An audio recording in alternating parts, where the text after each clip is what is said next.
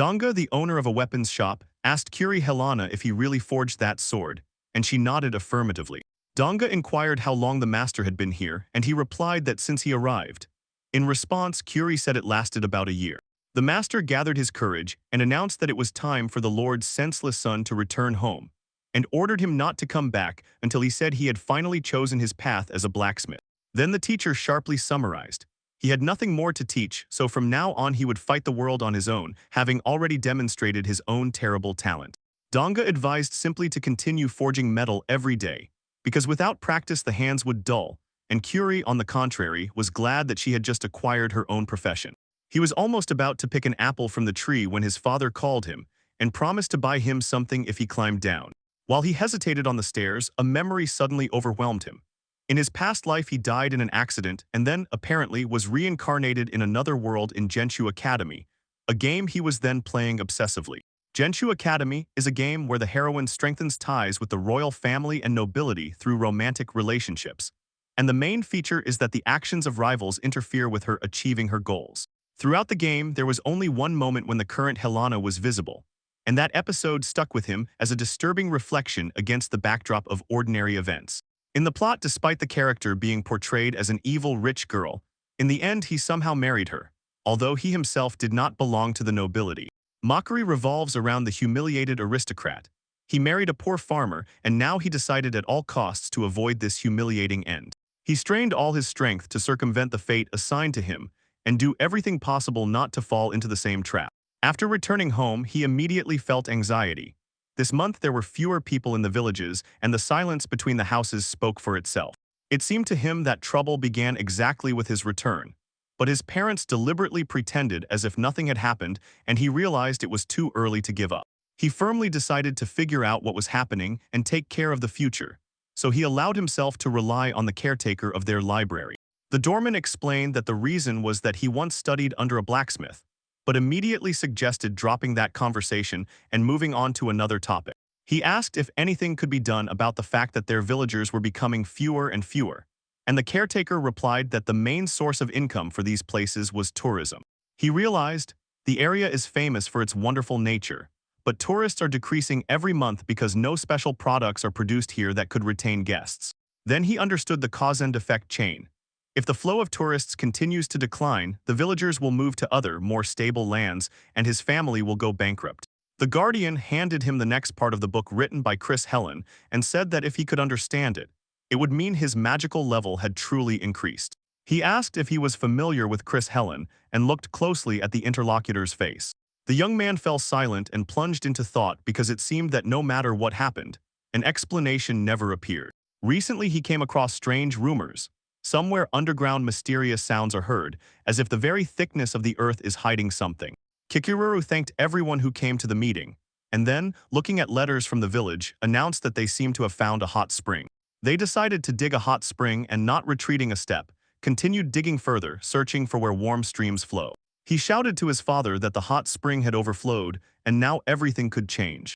He explained to his father that the hot spring would become their new main hit, attract more tourists, and provide them with a real source of income. The boy noticed that everyone wanted to talk to the first prince, so he decided to take the chance to speak with the second Prince Rashia. He introduced himself as Kuri and Helen, and Rashikuden asked what he wanted. The hero inquired if she knew about the Helen territory and invited her to visit their hot bath. She replied that, if she was not mistaken, these lands belonged to Lord Thorin Helano. She asked how exactly he did it, and he promised to show her live and assured that such a spectacle was guaranteed for a single visitor. He was surprised why the queen was here, but she replied that they could act as usual after all. Rasha said she wanted to visit the Helen's territory. She asked if he was a skilled rider and suggested going horseback riding together with her, as horseback riding embodies a true journey. He suddenly felt that they had gone too deep into the forest, and the silence around became heavy and anxious. Suddenly, a monster appeared between the trees, and he shouted to Rasha to duck immediately. He burst out shouting and exclaimed, "Fire!" They returned home beaming with smiles, as if they had just experienced a small miracle. He thought he finally understood everything, but deep down he felt there was still one important thing left. He loudly said that it was too far for them to visit anyone, and asked if he was even invited to the meeting. Many days passed and he stood aside, watching as new groups of tourists arrived again at Ranch of Falls. Lotson thanked him on behalf of the villagers for the hard work, and he replied that they should rather be thankful because he had learned a lot and that was one of the countermeasures. By the gate, the guard asked what he was doing, and he smiled and answered that he had finally done what he came for. He explained that he was training magic from the second book and decided, if he applied a change in the essence of water, honey could be extracted from apples. He assured that Kururu-sama was already quite skilled in this magical ability and gave him the next book, after which Kururu decided to try. Perhaps magic was hidden in the apple. Kururu sharply asked what had happened, and in the next moment felt mana filling his body, spreading warmth through his veins. They came across the place where the treasure of the first king was kept, the very empty land that in stories was spoken of as a kind of empty curse. The power update from Curie taught them several lessons. He applied the water technique water swamp, and the terrain immediately flowed beneath their feet. The brothers screamed that the floor had turned into a swamp, so he could not move further and had to hold his step. He found the book S and decided that it had already been taken, as if someone had already grabbed the artifact in advance. He was sure that he had already mastered the magical abilities of Apple and would try to use them as a weapon next time, but others shouted for him not to stay here. Kuroi-sama without hesitation captured the members of Black Shadow, setting up control all over the scene. He checked everything carefully once again and, feeling that the time had come, calmly decided, finally he would just go to school. He mentally drew a line and promised himself that the next 3 years would determine his future life. So he would do everything to interfere as little as possible in the events of the game's characters. People gave him a farewell gift, and he, sincerely thanking them, immediately set off on the road. You noticed a girl on the road with a huge backpack that noticeably weighed down her steps. The young man hesitated whether to give her a ride, since danger could arise on the way if she suddenly encountered some animal. The girl was dressed quite normally, had beautiful black hair and facial features that radiated restrained calm. He suddenly realized that it was her. Kururu thought that she might feel unwell, and that he would not be able to refuse the delicate girl, but also would not dare to call her in an inhuman way. He was sure that this unexpected meeting would definitely turn out for the best, so he greeted her. He smiled and cautiously asked if she was okay and if she was all right on her own. Iris Palala, the main heroine of Genshu Academy side, said she was just tired, sat down to rest, and asked not to worry. She asked how he knew that she would also go there, and he replied that he just assumed. His path led there as well. She thanked him for his concern and said she would get there on foot, and he mentally estimated that it would take half a month. The hero promised first to dispel her suspicions and introduced himself as Curie Helen.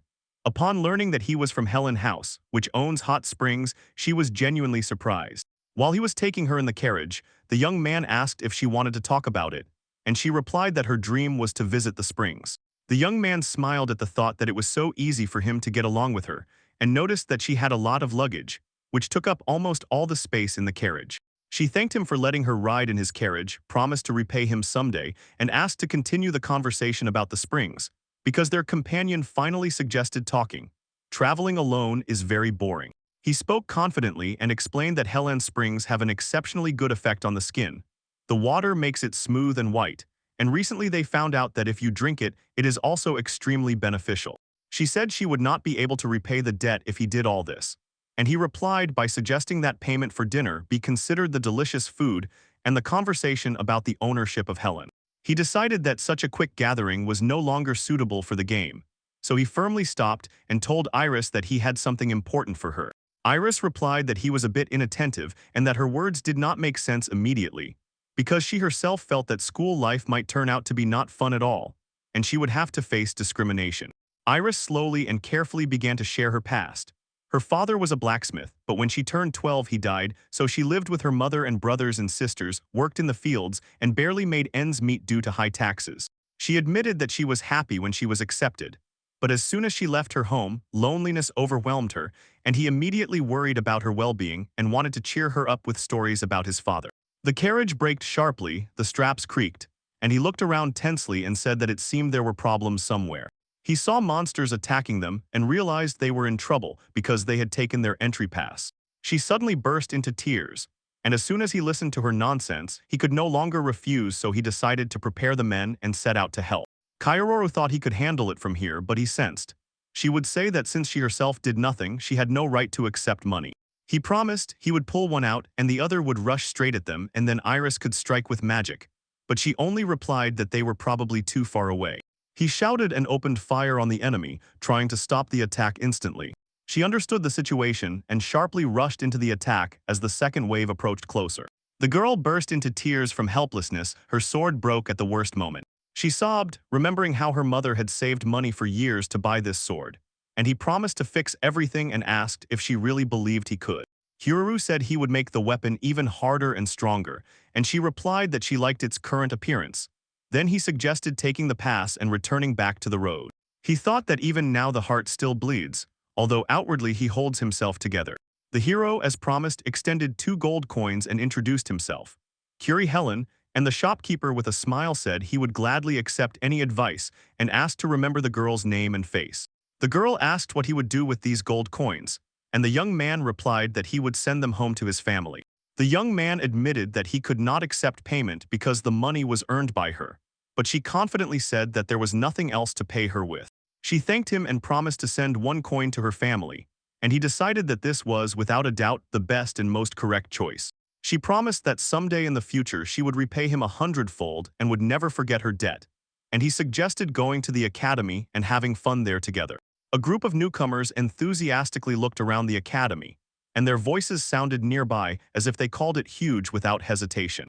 They were explained that new female students could register documents here, and that there was a separate room for girls on the premises. Kuroruru decided that the work was almost finished, but there was still cleaning left. He was exhausted and postponed the tasks until tomorrow. He realized the scale of the institution. Wherever he cast his gaze, giant core and buildings stretched everywhere, disappearing into the distance. And I thought, what a wonderful feeling it is to return to blacksmithing after a few days of distraction. He thought that before him was not a wall, but a huge giant breathing stone. He introduced himself as Kurori, and Helen asked if they were the same age as his neighbor, noting how low and deep his voice sounded. The neighbor replied that he was from Wing 12, the son of the royal knight Captain Wayne Lot, and that his family owned the territories of Helens. He apologized embarrassedly and said that he had ended up here again. The neighbor admitted that he got confused because of their conversation and completely forgot to warn him because of it. The front door slammed in a cascade, and the echoing knock in the corridor suddenly intensified. He confessed that since childhood he had sought power and honed his swordsmanship. So at his father's insistence, he entered this academy to toughen his character. Kaiorora whispered that he could finally see his face, and with an invitation extended his hand, offering to sit anywhere. One question itched in his head. Why did he even bring him inside if now the boy was standing right behind his back and breaking the silence with his presence? The boy realized that this was the worst position for a conversation of all that had happened, since the moment he reluctantly sat right behind Kaiorora. He was afraid, just one wrong answer, and he would either be beaten with a hook or thrown out like trash, since he did not see his face and did not understand what exactly was happening in his words and thoughts. The hero solemnly said that he was repairing his friend's sword and wanted to return the weapon in better condition. And if anything rough happened in his actions, let him speak immediately without hesitation. He barked at him with an order, "Go away," because he did not know what to talk about at all and never knew how to divide food into favorite and disliked. Everything turned out wrong for him. Kikiroro understood his mood. This guy is really a good person, but talking to him about nothing, and there would be too many acquaintances to politely greet each one separately. He asked if he was waiting for the first rays of the sun and invited him inside, as if giving a chance for a calm conversation instead of refusals and harsh words. He said he would like to take him somewhere as a sign of gratitude for keeping him company yesterday, and have breakfast there. He greeted Iris and said with relief that here he already was, on the spot nearby. She admitted that she was afraid, whether they would let her into the boys' dormitory, but still before school started she just went inside. Iris introduced herself to Wayne Lot and he, nodding, relayed. Iris said she wanted to go somewhere today, and if he wanted to go with them, then at least the conversation would get things moving. She asked where the academic library was located, and said she wanted to visit there, and he thought that was very unfortunate. He said he had finished her sword, and she thanked him, admitting that she had already sent the golden one to her family. Kikaru quietly pondered. One way or another, Iris is a real beauty, worthy of admiring glances. She blushed and said that it was the first time someone called her beautiful, and he only replied that it was simply obvious, which was enough to acknowledge aloud. He imagined in his thoughts how such conversations would make him a real seducer, so he called out to Kurorai, "Time to go out." He explained that in the north the harvests provide food, but people hardly eat grains and vegetables. Meanwhile, Kiri thought that in this endless field of grass it might not be so bad. He said that raw meat is not a wonder, but proof of human ingenuity. The man explained, if you eat raw meat, the body takes some important substances that are usually found in plants, so that's how the people of the North survived. He quickly realized where this logic leads. They rarely get sick and live much longer than others. The student suddenly remembered and said he wanted him to try, but Curie asked to be let go home, saying this story was too much to endure. He exclaimed that this is a wonderful place, but immediately felt a reproach in his heart. You couldn't kill their breakfast right in front of him. He asked what it means to look an animal in the eyes, and whether it was some kind of joke or lesson, and in response he heard, if you look an animal straight in the eyes before slaughter, its face will come to mind while eating. He shouted that he must not be killed, but they coldly insisted. The most delicious thing is horror, so he should try exactly that. She ordered him to imagine as if Rasha is treating him with berries, taking the tastiest ones, touching them, and even removing a leaf, as if making a caress before the treat. Iris said that he has no right to refuse, and that he should perceive bloody entrails just like a berry without hesitation, like a sweet thing. He remembered how soft the taste felt then, and wondered if it was really so tasty that tears welled up in his eyes. He said that it was the first time anyone ever expressed their gratitude like now. Kururu admitted that he never had friends, and he only hoped they would understand each other, but now they were united by sheep intestines. He said that he went through all the rooms to introduce himself, but did not get close to any of Wings 1.3. The hero said that it is extremely difficult to befriend everyone, so he should not worry about it. He asked if he was surprised by how people can combine opposites, love each other and at the same time hate, and how this does not happen every day when he thinks about it. Kururu said that he is preparing for tomorrow's placement tests because he has studied and trained tirelessly every day since childhood, and now he simply could not do otherwise. He assured that he would do everything in his power, and that if nothing unusual happens, his best place would be in Class A. At that moment, some student suddenly shouted, "Excuse me," as if his words were cut off halfway, and he immediately looked around fearfully. Curie Donut lived in this room. Her small habits filled the space, and from the floor to the table stretched a cozy domestic mess. The man thought that he had nothing against Wayne, but Wayne spoke absolutely seriously as if every word had its own weight. The girl said that, although she could not see his face, she believed he was kind to Curary, and the man, correcting her half a step, replied, "Helen Dono, no, I am not Curary," and ordered her to leave. She sharply called him a scoundrel and asked why he was in Curie's room, hinting with her look and tone that he was up to something bad. Curie ran out, stopped at the door, and shouted why they were fighting. And the man waved him off and said to go inside and sort it out himself because someone was behaving too rudely. The girl loudly introduced herself as Crossy, and Amaryl smiled with impression and replied that it was an honor to meet her, and that he looked exactly as she had imagined. She took a step closer, looking intently in response, and asked if she could become his apprentice. The girl admitted that she knew about his talent in swordsmanship and magic, so she asked to be taught the secrets to gain the same power. The man sharply told her to leave if she was done, and warned that if she continued to behave the same way, she would definitely run into real trouble someday. Another girl mockingly stated that he had no chance, because that titan would devour him without hesitation.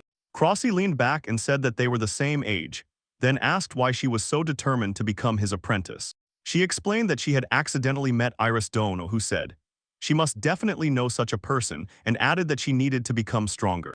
The man asked why the girl sought power, and her face flared with indignation. She said that sounded like chauvinism. She shouted sharply that he was wrong, she was not a girl but a boy. The man replied that he could only speak about what he himself had done and understood, and cautiously asked if that was acceptable to him, to which he received an affirmative answer. That was exactly what he hoped for. Then the man agreed to accept him as a student and promised to give his all, challenging the very limits of his own body. The young man shook his head and said that with his build, even if he could master magic, learning fencing would be extremely difficult. So to become stronger, he first needed to train his body. He shouted that he was not going to take his orders, and that his teacher was Curie Dono. Wayne ordered to stop staring and asked if he was in love with him, and Curie coldly replied that he first needed to train his body. The young man stated that one way or another he would have to maintain flexibility while building strength, and that once the muscles were pumped up, strength would come.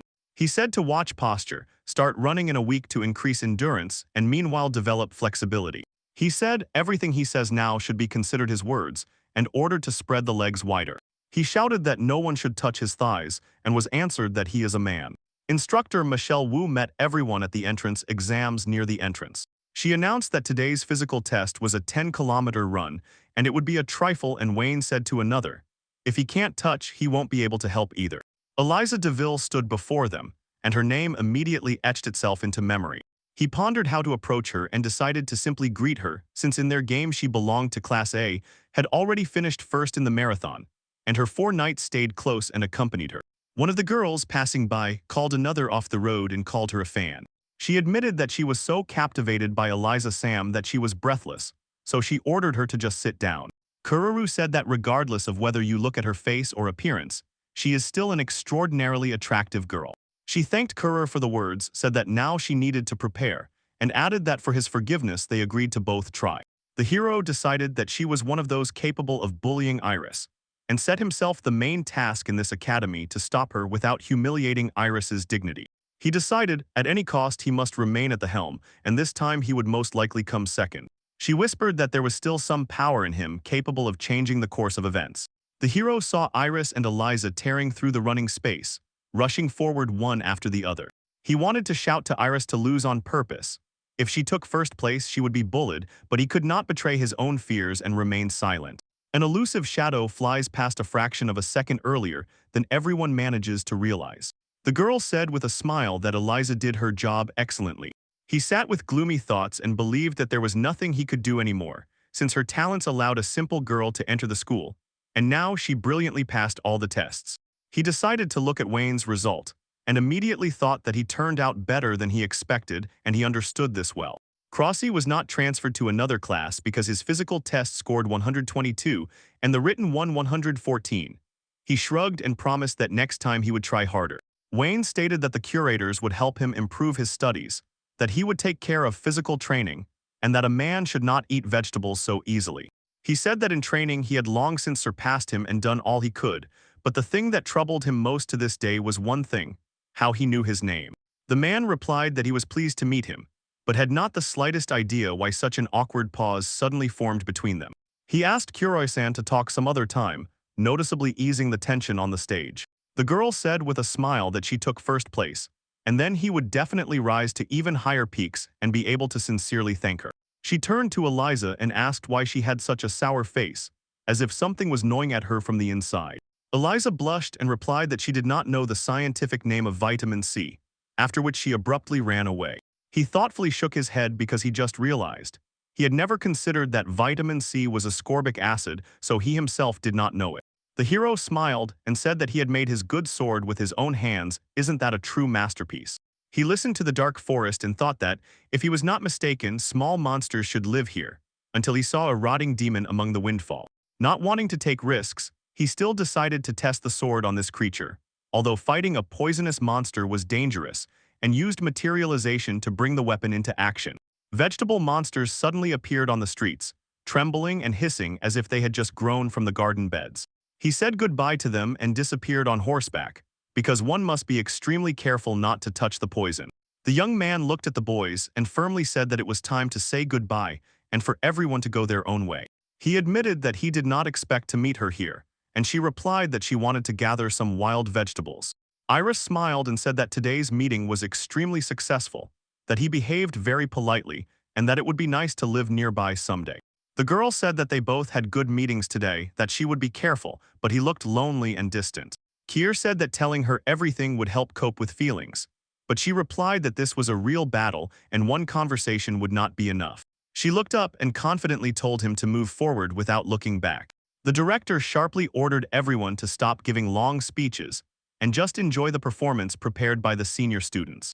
One boy studied in Class A together with Wayne, and Crossy was in Class C, and he sincerely dreamed that Crossy would also be in their class and be nearby.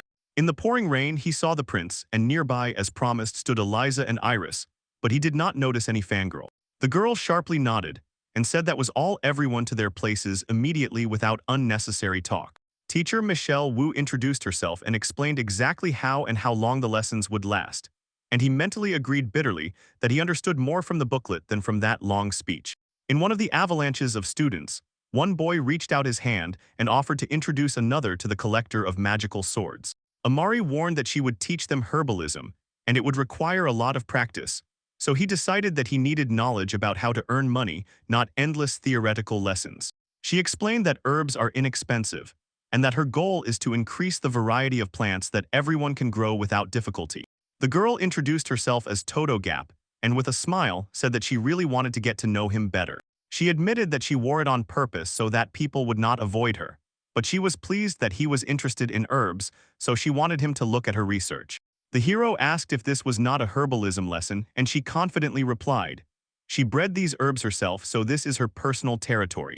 He admired the beauty of the flowers enchantedly, and Toto Gap said that she had already tested them on herself, and that each of them has its own noticeable effect. She quietly explained that there is some herb growing there that will twist your stomach, and another that will make you feel as if you are in paradise. The girl said that she wants him to help her sell all these herbs, watching his reaction with interest. He introduced himself as a nobleman, the fourth son in a family with small lands, and added that in the future he would really need money. Kururu assured that his lands are famous for hot springs, and that such herbs can bring a considerable profit, but for this, everything must be done so that there are no side effects. They agreed. Their goal is to finish work on Beauty Plant before the summer holidays in 3 months, so he comes several times a week to keep the process under control. The boy noticed how she silently wiped away tears and decided that she was simply crying. He cautiously asked if he could sit there, but she sharply asked him not to sit next to her. The hero spoke insistently. If something bad happens between them, he could tell her everything directly from himself, but she curtly cut him off, saying it was none of his business. She nervously inhaled and burst out explaining. She was kicked out of the group Eliza-sama, and based on the test results, she ended up in Class E. The girl screamed that such rules and such things did not exist for Heras if reality itself refused to obey.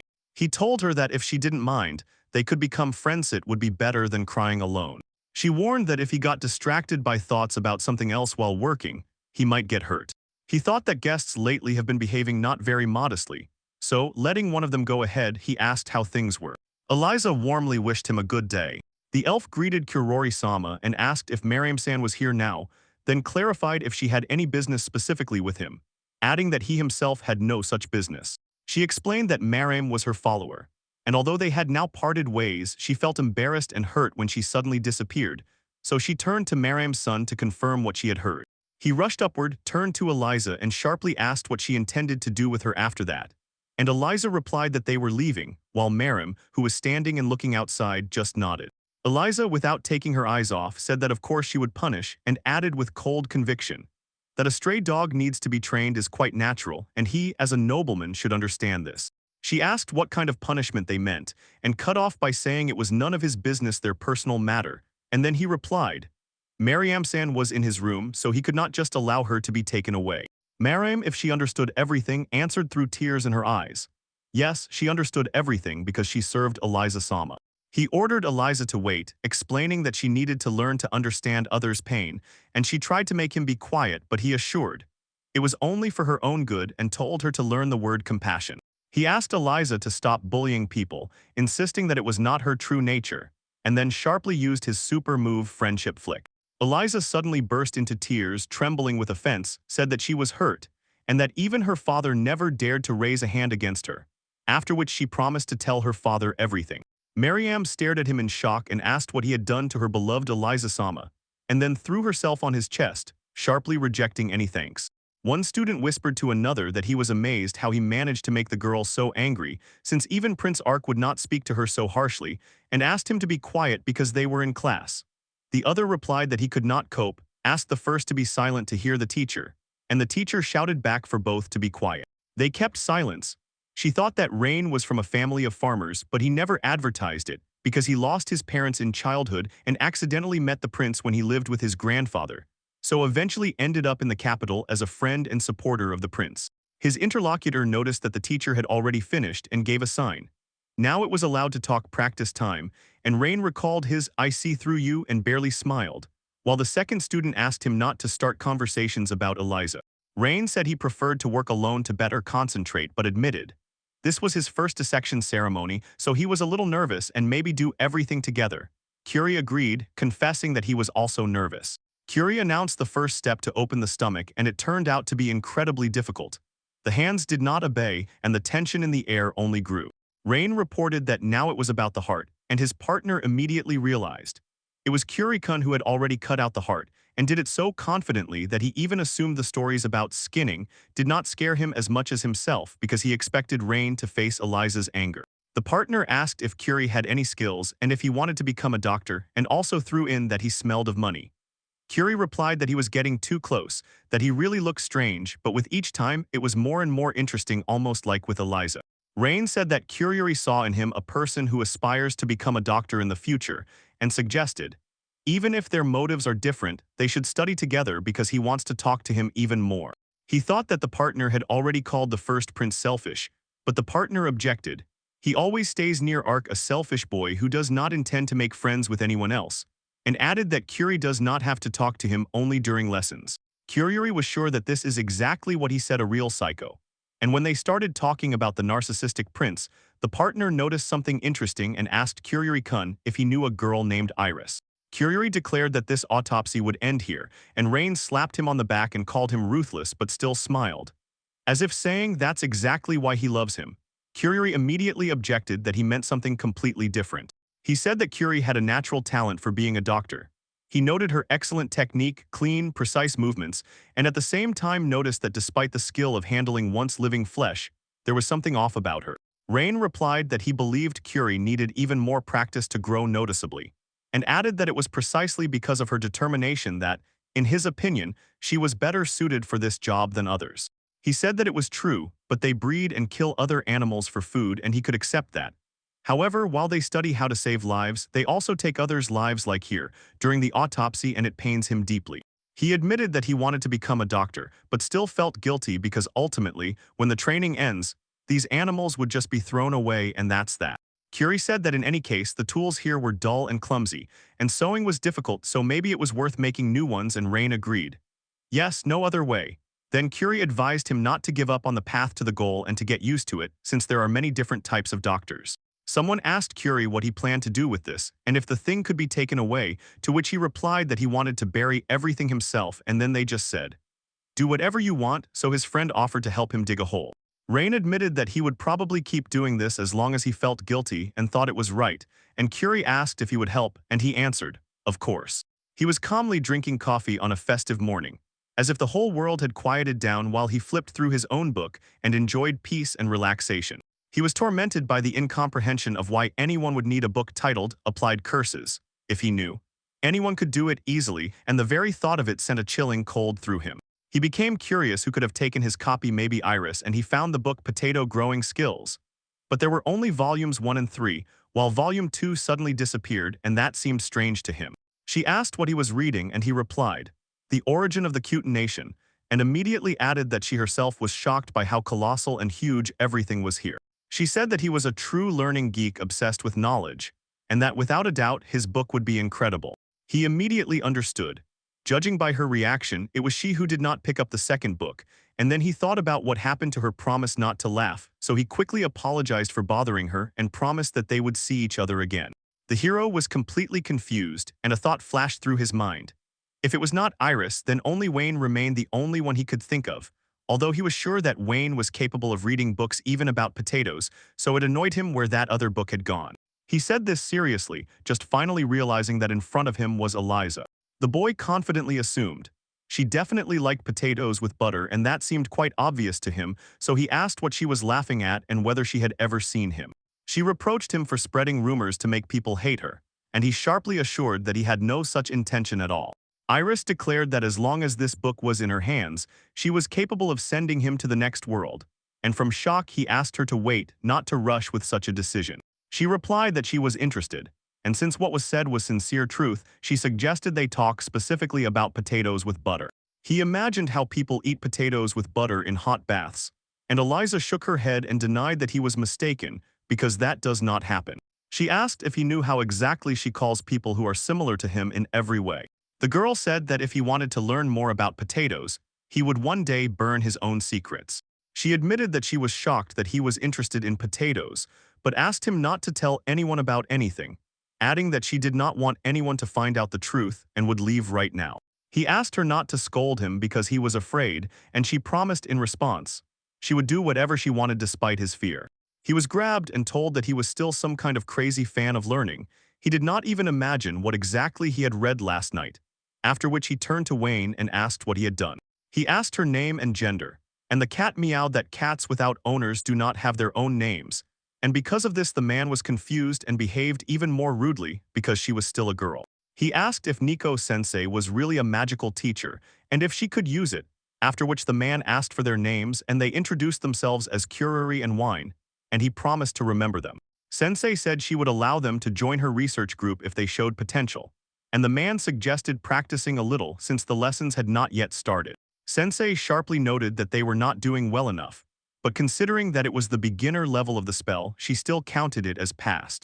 Sensei explained that first they needed to study the power of their own magic and understand its quality by training transformations, and she added that Curry would be a good fit for the group, and even if the participants were still unfamiliar, he would immediately become one of them. Sensei told one girl that she had it, and another that she had potential, and Kuroi decided that both were incredible because Nico-sensei teaches very seriously. Sensei hurriedly warned that he was too excited and should better concentrate, not walk back and forth and touch everything in a row, and Kuroya thought, this is already too serious, and she could not even imagine what he himself had gotten into.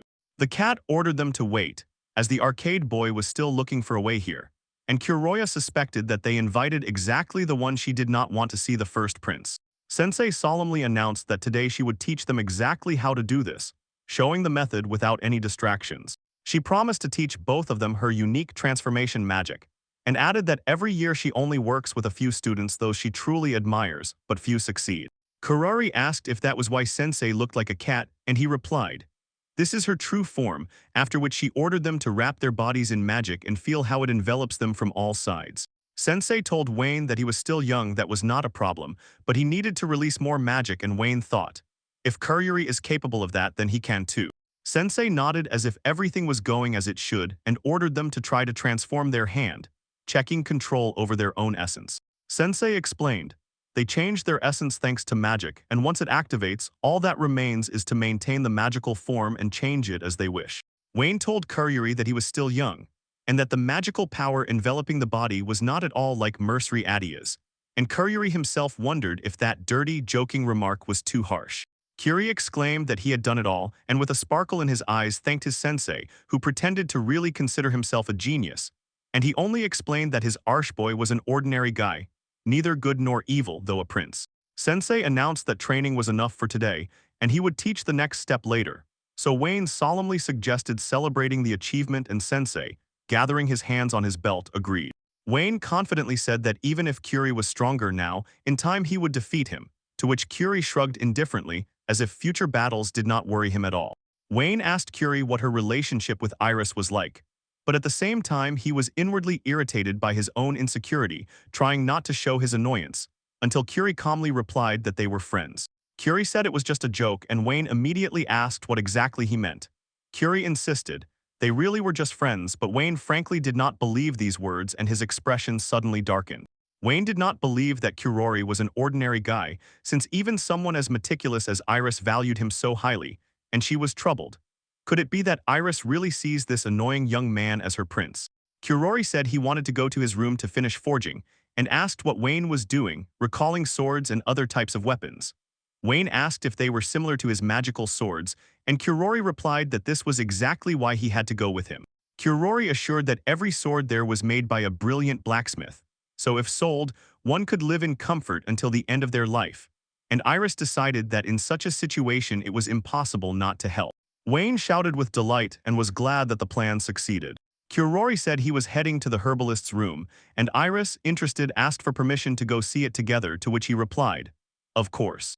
Iris admired the large silvery vine, and Kurori flinched when she saw another stranger, and it turned out to be Iris herself. She assured that the girl was safe, but added that everything depended on herself. Iris was admiring the giant silvery vine until some girl asked how exactly she grew such a plant, hinting that something similar could be done with vegetables, and Iris replied that it was the result of several crossbreeds. Iris asked to explain how to do it, and another girl smiled and said that anything was possible, and a third added that she was completely satisfied with that. Iris, impressed and happily settling closer to the plant, declared that then she too would become an herbalist. He became curious about what kind of girl Iris was, and he felt that she had no evil intentions, while another girl explained. She grew a medicinal plant here specifically for Iris, taking her request into account. The girl explained that these petals restore skin cells and added, after rubbing in, the effect lasts up to 10 hours even during sleep. The friend exclaimed enthusiastically that the skin becomes soft and smooth, smells pleasant, and that she could sell it. He suggested taking this as a starting point and putting everything in order this summer, and she agreed, admitting that there are flaws but they will still achieve a better result. The prince initially thought about how much this annoyed him, but pleasantly realized that they are working together. Another guy said he called teacher Nico, and they paired up because he also wanted to study with Kurori-san. He was outraged that although he was first, Ark cut in line first, and it was unfair, so he invited Kuri to come to his room after classes, adding that she could come before dark. He said that the tool he used now has a duller blade, but it will still cut through the material and tear it in two with force. His friend exclaimed that it was incredible because Kurori-kan focuses completely differently than in class, and he has a true worker's soul. Kuri thanked him and noted that in class without distractions he can concentrate better, and the friend sharply replied, "He can't do that," and this expression impressed him. His friend said there was nothing strange about that, and added that he had never seen such sharpness like a jewel with a cutting edge compared to other tools. His friend called Kurori-kan incredible, and he replied that most likely it happened because he worked long and hard until he perfected everything. He admitted that he had nothing, but as soon as he met Kuri, amazing things began in life, and the dream of becoming a doctor suddenly became closer. He also confessed that he couldn't hold back but not to anger himself with a moment of joy. He asked for one of those expressions and promised to put all his strength into the matter, then added that if Kurori wants, he will definitely ask in return. The girl greeted him softly, as if melting the cold in the air around. He asked how exactly she called him, and she asked him not to stand there like an ice pillar, but to move on just forward without hesitation.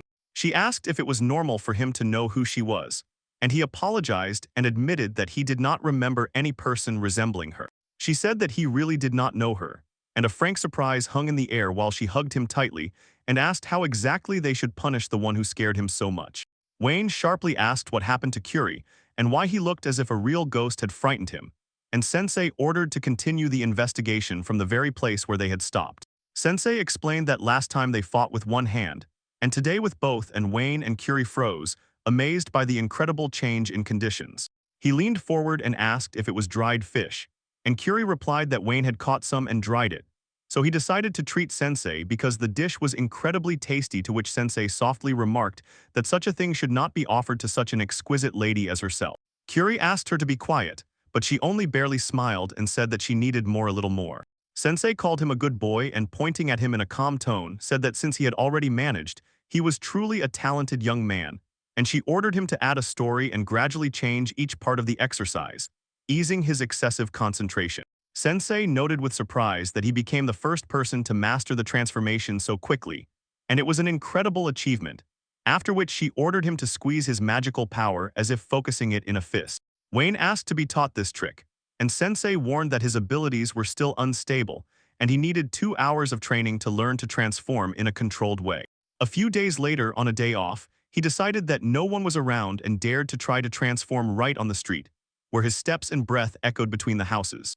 When he froze for a moment in the process of trying, Elf sharply ordered him to stand up, measuring him with a gaze as if checking every movement and readiness for the next attempt. She said that he could go anywhere and sleep whenever he wanted, and then quietly added that she wanted to stay with him just a little longer. She confessed that she wished to be as free as he was because she felt like a bird in a cage, and the cat, unaware, thought that he himself was just as free. She looked up and asked if he would become her friend. He leaned closer and asked if she was okay, carefully looking into her face. The girl froze in surprise, seeing the hero right in front of her. He smiled at her through his nervousness, asking if she was all right, and she without hesitation called his name. The next moment she rushed after him, quickly covering the distance between them. The next day, Courier reported that he had miraculously managed to escape from yesterday and escape again today, and that this could not continue. Someone slipped unnoticed and slid a letter under his door, leaving only a rustle and the feeling of a foreign presence. He runs the thought through his head. Inside, most likely, is a curse, and he understands that he cannot delay. Nothing will happen to the demon, nor to the snake, nor to the tiger, because he must act and such things will not affect him. In the letter, the girl writes in a trembling handwriting that she hopes the boy is all right, because she could not sleep all night, replaying in her head what happened, and remembering that her father is a respected prime minister of this country who sincerely loves her. Heroine cautiously asks if he really thinks she scribbled something, and he replies that perhaps she just pressed what was said onto paper, after which he pours himself some tea and continues reading the letter intently. Eliza reports that something very sad recently happened between them and asks that, given their mutual interests, it remain a secret, convincing them to forget what happened. She will keep her honor, he his life, and both will ultimately only gain. Curie leans back on the sofa and, finally understanding the meaning of the message, realizes he received a threatening letter which explicitly states that if he speaks, it will be his death. He unexpectedly replies that everything is fine and sincerely hopes she is already feeling better. But as soon as he learns she is unwell, he immediately worries anxiously because he knows well. Her father is the prime minister, one of the key figures in the political life of their country, and so he asks her not to worry. He sent the letter, sat on the sofa, and having accepted her conditions, did not even have time to relax when suddenly he heard a strange crack. The letter came from Eliza, and Curie felt this was not a letter of reconciliation. The girl wrote that she was confident in the truthfulness of the content of his letters, reminded him that he really was the son of a provincial nobleman, and hoped that his memory corresponded to this origin. The hero decided that the content was not bad, but the tone was bad. He knew that the girl drinks tea until noon and would wait for a reply, so even if he somehow miraculously remembered everything, it would not mean that he could tell others about everything. Curie realized that she needed proof because he could be trusted. In that note it was said that she was graceful and gentle, and he repeated these words from the bottom of his heart, so she only sighed and thought that it was probably not true. Those compliments seemed empty to her, and she asked for forgiveness. Then he decided to reply to her, because her words stuck in his memory so deeply that he entrusted his secret long ago. He was an overly fat child, and asked her to keep it a secret. He created a magical flower and attached it to the letter, writing that she was the sweetest and most refined girl of all he knew, that these were his true feelings, and sincerely hoped it would work. The answer came almost immediately. The girl thanked him for the flower, said that it was beautiful, a flower that no one else had, a flower that symbolized herself, and asked him if he knew to tell her what it was called. Her secret was held by a reliable hand, but suddenly she changed her tone again. Had she already forgotten about yesterday? He should have been happy, but instead a worry stirred in his chest, and he decided to reply with a letter. He writes to her that his greatest pleasure is to say the name of this flower to her, envy, born from his imagination, and that in the language of flowers it means a moment of little happiness. So he is sincerely glad that she likes it. The girl sits on a chair, holding the edges of the envelope with her fingers, and receives the letter, as if afraid to admit to herself how much she had been waiting for this moment. The letter talks about that incident, and what is said concerns the past, so she can no longer wait to see him in class. The hero pulls the mask over his face and asks Toto what effect it has, and he honestly replies that he does not know. They just started to heat up, so the boy wonders why this is happening right here, and Toto nods, saying that this is a cool place. After 3 hours, a pleasant breeze barely blows over him, from which the tension in his chest warms and becomes almost imperceptible. He, taking off the mask, wiped sweat from his forehead because it was too hot in it. And at that moment his friend called. He turned around, looked in his direction, and froze in surprise. He said that it seemed to him as if he was glowing, and when he looked closely, he immediately noticed that his friend was glowing the same way. Their skin became as tender as a baby's. The girl trembled in horror at her own talent, and Curie noted that many problems could be solved with this. So she suggested adding a cooling effect to the mask, and it would be cool to the touch. He reported that he would sell this batch, and then also sell it in a cooled form at a special price. And Iris found this extremely tempting, when suddenly another girl appeared and remarked that they were probably having fun. The hero replied that they were experimenting, then asked Iris about vegetables, and she answered that they had tested prototypes with human faces. Potatoes, leafy vegetables, root crops, cereals, and fruits rise from the ground and grow 10 times larger than usual. The girl asked which seeds he would plant first, as if the entire plan depended on the answer. Iris shyly replied that she did not know in advance. A test step is needed for all prototypes, and if the seeds do not sprout, it is not her fault. Curie inquired whether he would send part of the harvest to his relatives, and Hesh confirmed. Although Iris entered a prestigious school, she did not change at all, so he realized. He needed to learn from her, and he decided to try planting these seeds, and if everything went well, he would be sincerely glad to get at least a little. The young man began to materialize the seeds, and immediately carrots with human faces jumped out from under the ground, which were almost impossible to discern with the naked eye. The young man decided that this was another failure, but the girl picked up one carrot and smiled, saying it was beautiful. This made the hero freeze in shock. Another carrot fruit fell to the ground, and the girl picked it up and asked if everything was okay, while the other two carrot fruits also landed silently nearby. They did this only to attract the girl's attention, but Curie got angry at the prank and insulted them. Iris asked if he needed herbicides, and he quickly replied no. A few days later, the hero entered the greenhouse again, rummaged through the shelves and beds looking for Todo, but did not find him there, so he decided to immediately check the fields. On the bed, he noticed a strange piece stuck right into a carrot, and could not understand what exactly had happened. Suddenly, the field unexpectedly flared up with bright tongues of flame. Who could have done this right now? Curie could not understand who could benefit from such meanness, whether it was directed against Iris, and whoever was behind it she would not forgive, unless everything could be resolved, and then the lesson would turn out minimal. Then the hero remembered the experimental samples, rushed to check them, but it was already too late. The consequences caught up with him before his thoughts. Unlike the others, he remained standing, and the boy does not understand why everything went exactly like that during the break. It seems the target was not Iris, so who then, and where did Todo disappear to if Iris had just appeared? She asked how it happened, and Curie answered something that he himself had not yet managed to understand. The girl said that everything had become terrible and that everything was lost, but she did not want to see Curie's sad face. She promised that she would not forgive whoever did it, and just then Todo appeared behind the tree. He apologized to his friend, explaining that their valuable prototype was stolen, but they still had roots and seeds they could be planted again, so they had to manage, and the hero asked what happened since he was still faceless. He replied that nothing special happened and then remembered. The garden needed to be cleaned immediately because the break would start in a moment. Iris called Curie and he said he would go inside and she should clean outside, so both got to work without wasting time. The hero carefully watched how they got distracted by chores and all the time held on to the thought, what really happened? He apologized again and assured that he had to finish everything before the break. Then there would be no problems, and Curie responded with a question. What exactly really happened, and was there a reason why he could not say it directly? He apologized again, promised that as soon as they leave, he would immediately get to the plants, and looked truly miserable, while the hero meanwhile pondered where to start, because he felt there was a reason why they could not speak openly. He assured that he would stay a little longer and today plant all the seeds, so Iris and Curie could safely go home right now. The hero promised to help the girl, and the young man who supported him clarified that she had exams soon, so she should go prepare, to which the girl smiled and said she would stay too. They decided to try together. The hero claimed that one person was enough for this job, but Curie and Iris exchanged glances, closed ranks together, and suggested not leaving everything as it was and trying together. He felt that he was not yet mature enough to figure it out on his own, and Todo would not talk about it, so what should he do next when he could not squeeze an answer out of him? The boy asked Kururu why he was so gloomy, and noticed that he was not distancing himself as usual. The hero guessed that maybe this meant Kururu finally accepted him, although he himself seemed to have no strength left to respond to jokes. A classmate gave him information about the real reason for the discord in the garden, and the young man immediately became interested in this news.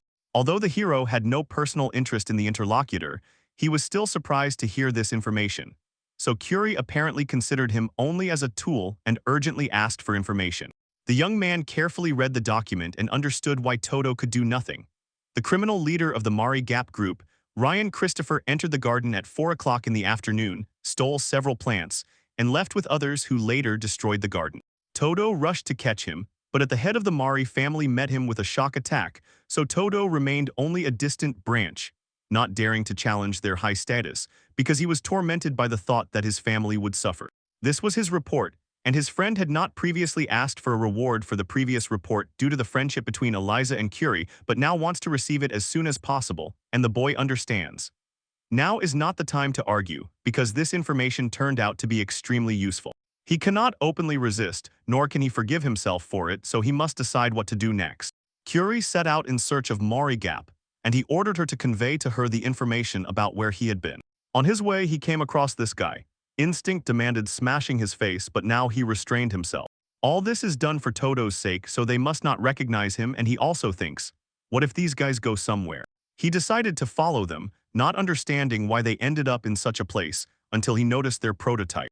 The guys began to lively discuss Todo's reaction, laughing at how he tried to cling to that flower, and Mori heard this conversation from Curie for the first time. Mori learned that he was going to be thrown into prison again, and decided to visit him at least once, so the friends supported him, because the hero could no longer endure and wanted to share with his comrade the nightmare he had to go through. Mori came out and directly asked if they really thought that was funny. His form looked like a carrot with a face, and he carefully watched so that their nightmare would not let go for a moment. Calling themselves Mercy when asked, they were the same plant he destroyed in the garden, and the guys insisted that it was impossible. Although at that age people sometimes even believe in such stories, and he in response shows just a little violence. You hit the guy in the face with all your might, causing his head to jerk back and his lips to bite from the pain. Then he responds with a blow to the stomach, and you involuntarily clench, swallowing the sharp air after the push. Muri does not retreat, but deliberately begins to hit the carrot, as if practicing technique and intentionally disrupting the pace of the fight. But the hero does not lose composure. He knocks the opponent off his feet and presses his hand back behind his back, holding him without a chance to break free. After that, the boy decides to resort to magic, and the hero immediately realizes that things are bad. His face will soon disappear, and he finds the reason in the fact that Moribus is Todo, who incited him to this step. Curry's form paled, and the enemy immediately recognized him. The young man stated that Todo did not tell everything was decided only by Curry's own actions. The enemy replied that he would still beat him as soon as he finishes with him, and the young man smiled indifferently. Whatever he does, touching Todo is forbidden, and Todo did not waver in his intention, so he intends to finish off the enemy and then Todo. In the next moment, the young man caught the glances and struck him in the face, sharply and without warning. He threatened, if they try tricks against them again, he will not forgive, and swore by his name that he would kill without any mercy, even if they caused Todo any problems. The young man ordered that no one touch his things anymore, and if they act against him behind his back again, he will finish them off with his own hands. The guys got scared and ran away, and Curry helplessly sank to the ground, thinking about how this act could turn into problems for Todo in the future. Later, the young man came closer and said that he was very sorry for what happened. Todo was surprised to hear that he was locked in the punishment room, and he was filled with respect for the friend who managed to handle 3 at once. The act was reckless, but he was truly brave, and the boy, apologizing, admitted that what he did was wrong. At first, Todo still stared at the friend in surprise, but he was not stupid enough to be angry at him. He protected him, flaring up with anger. Curry warned that this could bring him trouble, and Todo replied that he would not die from it, and it became clear. Troubles, of course, would be, but not so big, so it was much easier for him because he felt that they would indeed get what they deserved. The hero still does not know what to do and remains alone in the punishment room, when suddenly the door opens and Eliza enters, who with a smile says that she had planned to meet him anyway and was ordered to bring him some food. She also admits that she thought he might be bored, so she brought her favorite book, and he sincerely thanks her, feeling how it becomes warmer in this silence. Suddenly, Iris appears and reports that she brought the notebooks he forgot in class, because she heard from Ray what happened today and is convinced that he was not wrong, so she decided that he was cool, and Eliza gladly agrees. Iris thinks that he did everything right. That is exactly what she believes, and because of this Eliza's support sounds even more confident and sincere. The boy was frozen by the shocked silence until his friends came, and then he finally decided that he was saved. And the time after all the events at the academy flew too fast, while the rumors about what happened after the exams slowly faded away. This year, many students pushed themselves to the limit with their studies, and the next exam will determine which class they will go to next. So Eliza, as is proper for Iris, is one level behind. She is now in the 17th because her medical studies delayed her schedule, and because of this they will have 2-month summer holidays. The man said that the prince tried to invite Iris on vacation with him, but she refused, and now he walks gloomy, depressed, and remarkably miserable. Curie reflects on the original version of the story, where he remembers Iris staying here all summer and understands. 2 months alone is too lonely, so he finally wants to visit her. Iris asks the young man to look at the plants ahead. They look promising, and in every leaf you can see potential that cannot be missed. The boy asked how she plans to spend the summer, and Iris replied that she intends to stay here all summer and take care of these plants. So the hero already knew her intention and still invited her to go with him to Helen's estate. Iris said that everything is fine. The place is incredible, and she had long dreamed of visiting there with the money she earned, so Curie advised her to go there for a part-time job. She began to calculate how the earnings would help her in this process, and how she could send money to her family, so she gathered her courage, bowed, and promised to work hard and not cause any problems. Iris asked him to take care of her for these 2 months and for Pla to continue working together, and the hero, calming her down, decided not to worry about troubles and went to call the others. When Wayne was asked about it, the conversation was short, but his face and voice suggested. He really was going to leave, and their team believed that his strength would definitely come in handy. Although they had already crossed paths with Crossy, but this summer he was busy, so the hero hoped for his participation but understood that there might be little use. After that, they, together with Iris and Wayne, set off for the domain of Helen's. Crossy said he came today to say goodbye because he would soon return to his hometown for summer holidays, thanked for the lessons of heroism, and asked everyone to take care of themselves. The courier sighed.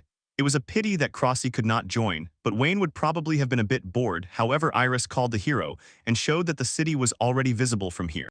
The man looked out the window, inhaled the street air, and said that they had almost arrived. They had left the academy about half a day ago, and the closer they got to the city, the stronger the excitement grew. The hero heard that there was a wonderful seafood restaurant here, and Wayne recalled that such places always bring back good memories. Iris felt as if she was about to feel sick from the upcoming stream of pleasant memories. But the man calmed her and stated that the best way to express gratitude to Kuriri was to go where he wanted. The hero agreed with Wayne's words, as he had taught him a lot, given him the opportunity to win for himself, and sincerely wanted to repay him.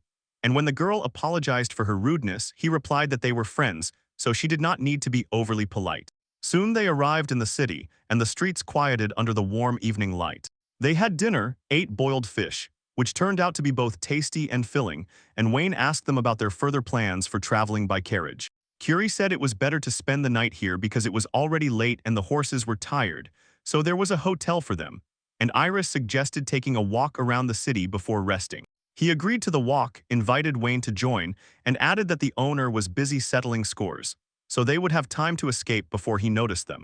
The girls were talking about several handsome men who had just visited and offered to give them a massage, and Curie said he didn't mind, and his friends supported him, saying muscles also need rest, while Iris was firmly against it. She asked them not to go there, but Wayne didn't understand why she was so angry, and Curie was also surprised, so Curie only suspected. The reason might be those same women. Suddenly, some man called the guys and started talking about how their home was full of beauties waiting for them. But he didn't finish. The conversation was cut off before he could develop his thought.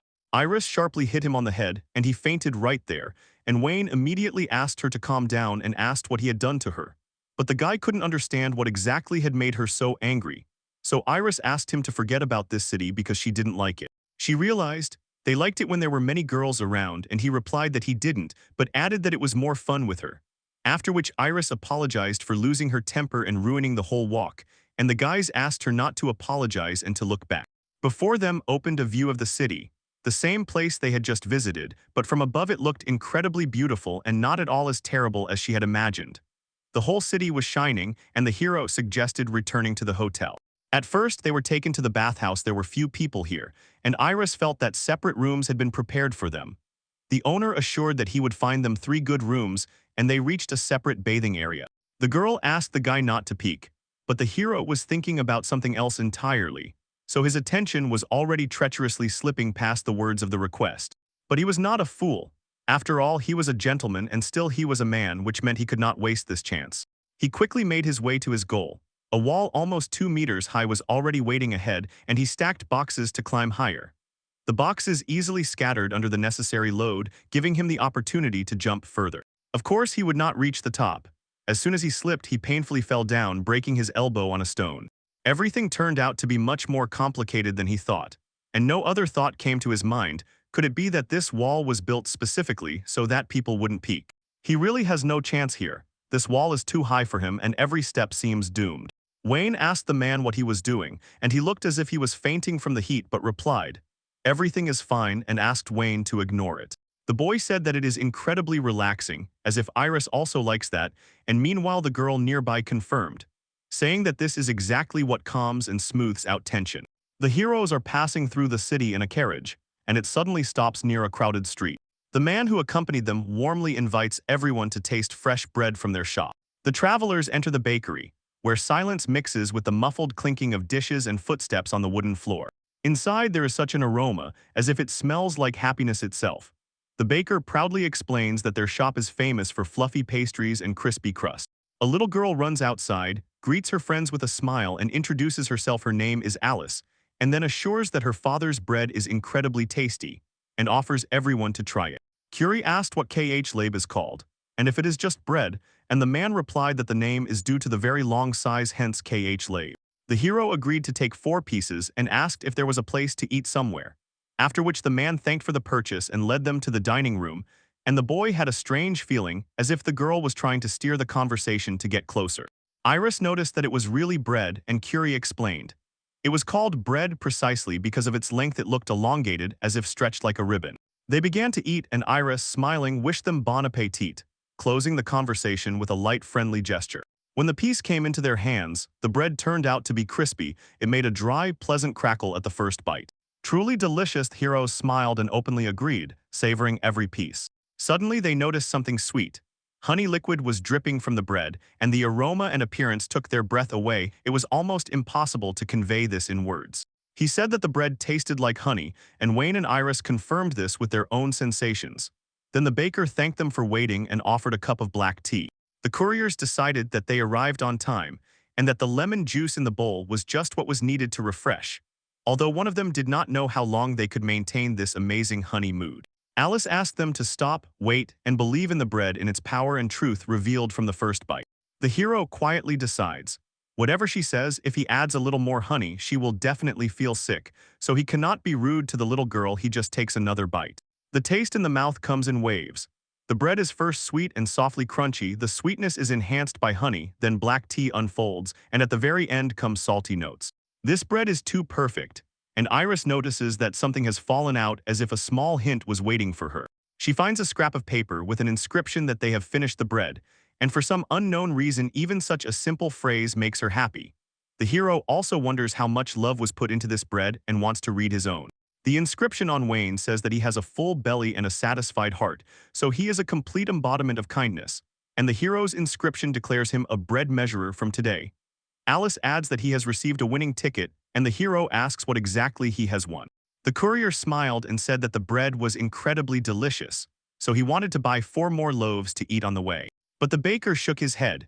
Because the bread had become much more popular, they were forced to limit the number of orders for each customer, so they could not sell more. The hero sighed in confusion but still thanked the baker for the wonderful bread, and the friends left.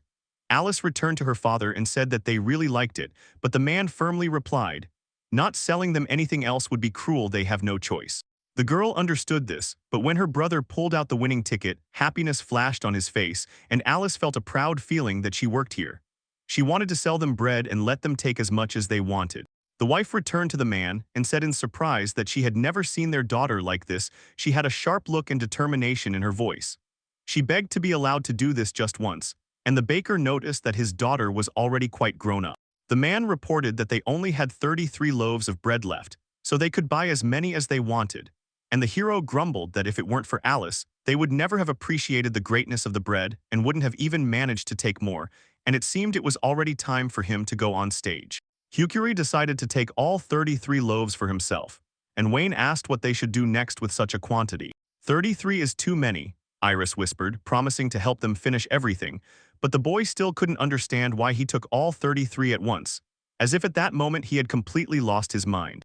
They noticed the river widening and becoming broader, and Curie said that they had almost reached the lands of Helen, and the next stop was Helen's estate. During the journey to Helen's holdings in the castle where Ark and other Arcatenses, Rossicatenses, and Mariacatenses live, a heated quarrel broke out right in the corridor, and Maria suddenly fell to her knees and began to cry, screaming about severe stomach pain. She pretends to be like a real princess from a sweet family, smiling as expected of royal daughters. She understands. Spending the holidays on boring talks is pure boredom, but simply running away from the rules is also impossible. So she tries not to cause any problems since summer holidays happen only once a year. She is an excellent student, always first in everything, talented and athletic, and therefore everyone around adores her. Her life seems endlessly boring. There are no adventures and not even a rival to compete with or at least have fun. And Rasha insists that they are heading to the domain of Helen. She clenches her palms and decides that she definitely needs to go there to finally feel something more than the everyday. Irina, the princess of the neighboring country, approaches Maria and delicately asks how she feels, suspecting she has intestinal problems, and immediately doubts her own cruelty because of how she perceives it. Maria wanted to say that he was fine, but the next moment Maria starts screaming from a sharp pain in her stomach. So Irina orders to call a doctor and promises to take care of her until he arrives, while Maria trembles and thanks her but insists that nothing can be done until the doctor arrives.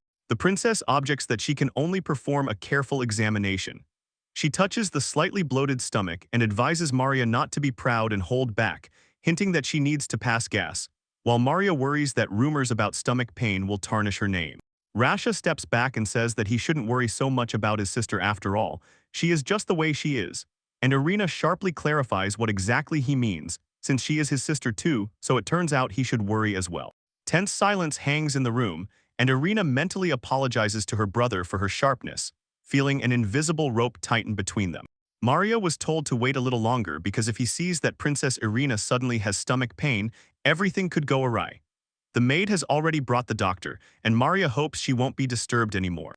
The doctor shook his head and said he could not determine the cause of their pain, so most likely she would have to lie in bed for some time for everything to subside. Now everyone sees. She is supposedly lying in her room, while quietly Maria will go with Rasha to Helen, just send Irina and the others back and then they can have fun. Meanwhile, the girl falsely claims that the pain has eased a bit and she just needs to rest. Princess Irina asked Maria to wait, said she was still worried about the girl, and decided to personally escort her all the way to the room. Maria tried to refuse, but the princess did not give in. She stated that in such an exhausted state they definitely needed accompaniment, and also reminded she is a princess. So there are enough reasons to watch over her even when everyone is already rushing to get distracted. The girl lies in bed and hesitates in her thoughts. She seems kind and caring, but at the same time her irritable stubbornness does not go away, and Irina calmly says that she has done this many times before, which confuses the princess. Irina understands that the princess does not have a stomach ache at all, but the princess tries to justify herself, assuring that there is no need to worry because she will not pressure her. The princess remembers that once when she was little she also often used a similar excuse, because it was boring then and she just wanted to run away, and now she thinks, if she says this in front of everyone problems will start, so she will do the same. Marius smiled as if he had found a way out, and quietly suggested that her friend run away. Still, Irina asks with curiosity and tension in her voice where they will go. She remembered a place called Helene's Domain, where hot springs burst right from under the ground, and this summer they supposedly set up a resort there to make everything even more fun, so she asked about Irina's wishes. She agreed, but only asked how exactly they would run away. The girl replied that they would run away through the window, and Maria still does not understand what this strange, joyful feeling is. She is glowing with joy. She is so happy, as if it is the first time in her life, because she finally met a person with whom she can truly spend time interestingly and carefree. Next to him, she feels alive. Irina smiled and went down to her friend. They met with Rasha. The sister told her brother that she and Irina would go with him. The boy began to worry, not understanding how it happened since she was a princess of a neighboring country and suddenly disappeared. But Irina calmed him down, saying everything was fine and she was allowed to travel around the city for 2 months. That man, a former troublesome enemy, suddenly became a true companion in adventures, and now no one can stop her, so Irina asked him to take care of her, while Maria meanwhile plans to have fun during the holidays. They agreed to address each other only by their first names, and Rasha still cannot understand how they managed to escape from the nurse's apartment. It seems there is a guard standing by the door. Maria replied that they climbed down from the window using a rope. Their mother was initially sure she wouldn't be able to get out. Irina admitted that she hadn't had such pleasure for a long time, and then someone unexpectedly asked to take him along. Some man with unexpected agility jumped into the carriage and solemnly announced that he was also heading to Helen. Maria decided that now Rasha would have to watch over 3 at once, which means their chance to break free is better. So Irina again asked the girl what she does. She whispered to her friend to be ready to take off at any moment, and promised to show how princesses know how to have fun without looking back. Irina clarified when exactly they would do it, and Maria replied, as soon as the opportunity arises, they will jump out of the carriage together, and even if they are found later, they will still have time to satisfy their curiosity together for at least a day or two. Irina enthusiastically noted that jumping outside at such speed would be deadly exciting, but Maria objected. If they jump right now, they could get hurt, so they need to wait until the carriage stops, because she knows the area well and will probably run faster. Rasha warned that somewhere further down the road there is a resting place where they will have a snack and then move on. The girls immediately decided that this was their chance, and everyone felt the plan is going perfectly. When doubts disappeared, only action remained, and the boy said that Helen's estate begins a little further down the road. The girls jumped out of the carriage while it was still moving, and now they needed to run away immediately, using every moment of pace and shadow. Irina threw to her friend, "Take me anywhere you want," and Maria felt inwardly that she succeeded. She noticed how Russia easily fell for their plan, too naively for such a situation. They made it no one could stop her, and Irina said with a smile that her plan was brilliant, and the moves were practiced to the point of automatism, as soon as a nimble somersault took off, to which she added, "I trained a lot. If you train, you will succeed just the same." Now they were heading to the hot springs, and Irina asked if the kind girl knew exactly where it was, and she only smiled and said that the map was hidden in her head. For some unclear reason, every time Irina admired her, she was enveloped in warmth, and she thought, could this be what true friendship looks like? Irina clarified if they would sleep right on the street if they got lost, and the girl asked her not to be afraid. She knows how to survive on the streets. They decided to go to the hot springs because, according to the companion, there were plenty of beautiful flowers there, so she needed to be ready for this spectacle and the scents. Sitting next to the springs, Irina confessed with surprise that she had never imagined such a place existed. The silence, steam, and gentle glow of the water were impressive. Whoever created this place is definitely a wonderful person, and Maria thought gratefully that they were lucky. They were able to truly rest here. She heard that this whole story was the work of the son of the ruler of Helland. The girls laughed and started splashing water at each other as if it were a game. Irina asked what they would do when they got out of the bath, and the princess suggested eating. Irina agreed because it was indeed a good idea, but her grandfather always scolded her for such plans, and nearby the entertainment area was already bustling. Maria promised to show her everything. She suddenly realized that she had not gone out with other girls for a very long time, and it seemed strange, but at the same time it was incredibly fun. The girls bought 2 pork kebabs and held them in their hands while the steam rose above the grill. The seller treated Irina to another sweet treat, and she thanked him sincerely, while Maria asked in surprise how she managed it, to which the princess replied that men are easy to lead by the nose. Dad explained to Maria she needed to learn to show them her tenderness, but Maria did not know exactly how to do it. Then Dad told her that if 2 people respect each other, their friends will definitely get along, and Irina believed that this was exactly what happened. They had been friends from the very beginning. When Irina was happy, she simply radiated joy, and Maria thought that friendship looked exactly like that. Because when the princess played a prank on Dad and painted a funny face on him with paint, the laughter did not stop. It was also a completely different but equally sincere pleasure. But now she wanted to boast not about pranks, but about what she was best at, so they went to the shooting range, to the place where the clear knock of target sounds, and it is hard to resist the excitement. Maria began shooting, holding the weapon intently and watching how her shots hit the target exactly, while tension and pride were reflected on their faces. But the toy did not fall. She threw a tantrum at the seller and shouted that it happened, insisting as if everything went as it should, but it was outright cheating. He asked her to calm down, and Irina suddenly asked the boy to try. The princess remembered how she took the pistol like a real beginner and was amazed at herself. Where did she get such confidence? Until the girl pressed the trigger and fired. After the shot, she hit the seller, and Irina blushed and awkwardly told that boy that she had been secretly watching him all the time, so she missed the moment. He was so embarrassed that his face twisted, and he decided to give her a gift. He handed over a hair clip.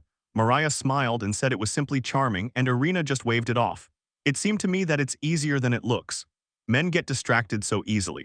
Now they have matching hair clips, a nice keepsake left after this strange scene. They decided to go shopping, and she was glad that these walks would give them good memories. But they were caught in the pavilion with fishing for the golden fish. Funny, because they tried to catch someone, but in the end, they themselves were caught. Let's go back a little. Then the princesses were still in the castle, and Curie was relieved and happy to be here again. Iris assures that the river is incredibly beautiful, and it is truly a wonderful place. And Watton adds that the fishing here is simply great. He wants to stay here longer and rest, and the boys suggest setting up camp right by the shore. It might be cool at night, but they have blankets. They will catch fish and roast it, and everything will be fine, so the hero takes on making fishing gear. Wayne pulled a handful of firewood, and Iris, smiling tiredly, took fishing line from the stagecoach and together with him bent hooks from nails, beardless but determined. They managed to craft fishing rods, so Curie, leaning closer, asked what they would catch with. And Wayne replied that anything that smells good, and they decided to try dried meat. They settled down and cast the bait, starting to catch fish, and the hero was beaming with joy, as if every tug on the fishing line was a little miracle. Iris noticed that now the boy looked exactly like her grandfather, and he quietly said that they were still on the border of the Helen domain, so she asked what that domain was like in those times and what capital it had, and from his facial expression it became clear. Back then everything was even more beautiful, and he confirmed it. Old Curie started to catch bites, sharply jerking the rod as if he had already caught a good catch, but every time he missed, so it became obvious. Amateurs like them don't always manage to properly pull fish off the hook without a beard. The girl never bit, so he was a bit lucky. In his mind, the hero admitted that he would have been smarter, he would have caught her, but now he has motivation, and next time he will definitely catch her. Iris almost snatched the fish from the hook, but it suddenly slipped into the water and the man smiled boldly, as if teasing luck. The girl noticed that Wayne disappeared and sharply asked where he went, and Curie thought that he was so absorbed in fishing that he surprisingly forgot about everyone, but he was not on the shore. He could not have fallen into the river, so a worry flickered in her heart. Suddenly the boy jumped out of the water with a huge fish in his hands, hoping it would be enough for everyone, and the hero tossed his hair from his eyes and confidently replied that it would be more than enough. Because it was getting dark, they needed to light a fire immediately. They began setting up camp, unfolding equipment, gathering dry branches, and riding up to the fire pit while lively discussing the food they would cook. In the silence of the night, Iris froze and whispered that the stars were incredibly beautiful, and Wayne smiled in response. She is beautiful too, which made Curie and the surprised girl awkwardly step back and exchange glances. But he had already fallen asleep peacefully, without unnecessary words, and the hero thought that this was exactly what should have been expected, because he would definitely become popular, and Iris noticed his steady breathing. Curie, meanwhile, wondered how lonely Vane would be without Crossy, although he was clearly fine now. The girl also wanted to be just as honest and open, so the boy suggested they go to sleep, and covered up, he fell asleep thinking that tomorrow he would finally return home. After a good night's sleep, they rested and were ready to set off in the morning, got into the carriage and went to his house. And as soon as they approached closer, people began gathering on the street. They recognized Curie and rushed to meet him, and Iris said she did not think he was so popular, so the hero was glad that he was not forgotten. However, something tightened inside him. He felt that something was wrong here. At first, Curie was a little confused when people greeted him with such passion, but quickly realized the reason was that they loved him. Their meeting began around noon, and he noticed that almost nothing had changed during his absence. He was called and he rushed forward to hug the man tightly, rejoicing as if he had finally returned home. It was clear Curie was not crying from joy at all. His face simply shone with restrained warmth. He decided to introduce his friends Iris and Wayne to his friends, his classmates from the academy who would spend the summer holidays here. The man was glad to meet. Wayne greeted him and Curie shuddered, then looked at Iris with the assumption that she was dating someone among them, but immediately met her denial. Curie could not understand what exactly her father was doing. They had not seen each other for a long time, but he behaved too strangely. So Curie turned to the father and quietly whispered that the girl had every chance to become queen, and asked him not to disgrace the family. And this tall man, the son of the commander-in-chief of the Imperial Army, suddenly felt as if an illumination with a bright flash reached him directly. He fell to his knees, and his son leaned over him and asked what had happened. The father replied that he could no longer continue. Too much has been happening here lately, and at this pace even his heart would not endure. Curie calmed his father and told him not to worry. As long as he was here, he would help settle matters, and the father knew that his son would not abandon him in trouble, yet he was extremely busy and already on the edge, so he decided to delegate everything to him. He managed to do a lot of work before leaving, so probably just as much remained to be finished. The father decided to delegate everything to his son, and the hero asked his father to go soak in the hot baths. He agreed and left his affairs to him. The mansion remained entirely on his shoulders, so he confidently decided he would see everything through to the end. Curie was impressed by the determination and support he took upon himself. He told his father this without joking. There was no turning back now, because he was the one who started all this mess, so now he had to be the only one to clean it up. And he ordered his friends not to think about work for now, let them do whatever they want, and he would come up with something later. Wayne admitted that he had almost nothing to do, so he would help. The hero thanked him and went to inspect the matter on site, carefully considering what exactly needed to be done right now. The resort is thriving, so many people have come to the city that the infrastructure cannot cope. Many lack money even for their own houses, and due to overpopulation, the hygiene problem becomes a daily threat. All the trouble begins with overpopulation. He did not foresee this, and now the city is cracking under the weight of arrivals beyond any norm. The estate's development is going as it should. Not everyone has a house, but everyone has a job. Hands are needed everywhere, so newcomers easily find something to do, and due to the influx of helpers in agriculture, a real boom has begun. He felt that the main problem was to build housing, but for that money was needed, and constant maintenance of the property was also required. So construction demanded both people and capital, and everything turned out to be more complicated than he once imagined. There was no time to hesitate. He decided to act and discreetly borrow money from the safe because Wayne announced that a visitor had come to him. A crowd was bustling in the entrance hall, and he was one of those who helped Wayne build the resort, so they greeted each other warmly, as if confirming an old agreement. He could without exaggeration be called the most reliable person in his field. The guy heard that he had returned, immediately went to him, brought something important reports and necessary information for the season opening, and invited him into the house. They had talked about this more than once, so he believes that now is the time to finally discuss everything. Lotso's time was perfect because he had thought everything through in advance, and he wants to use this money to build houses that people can get for free.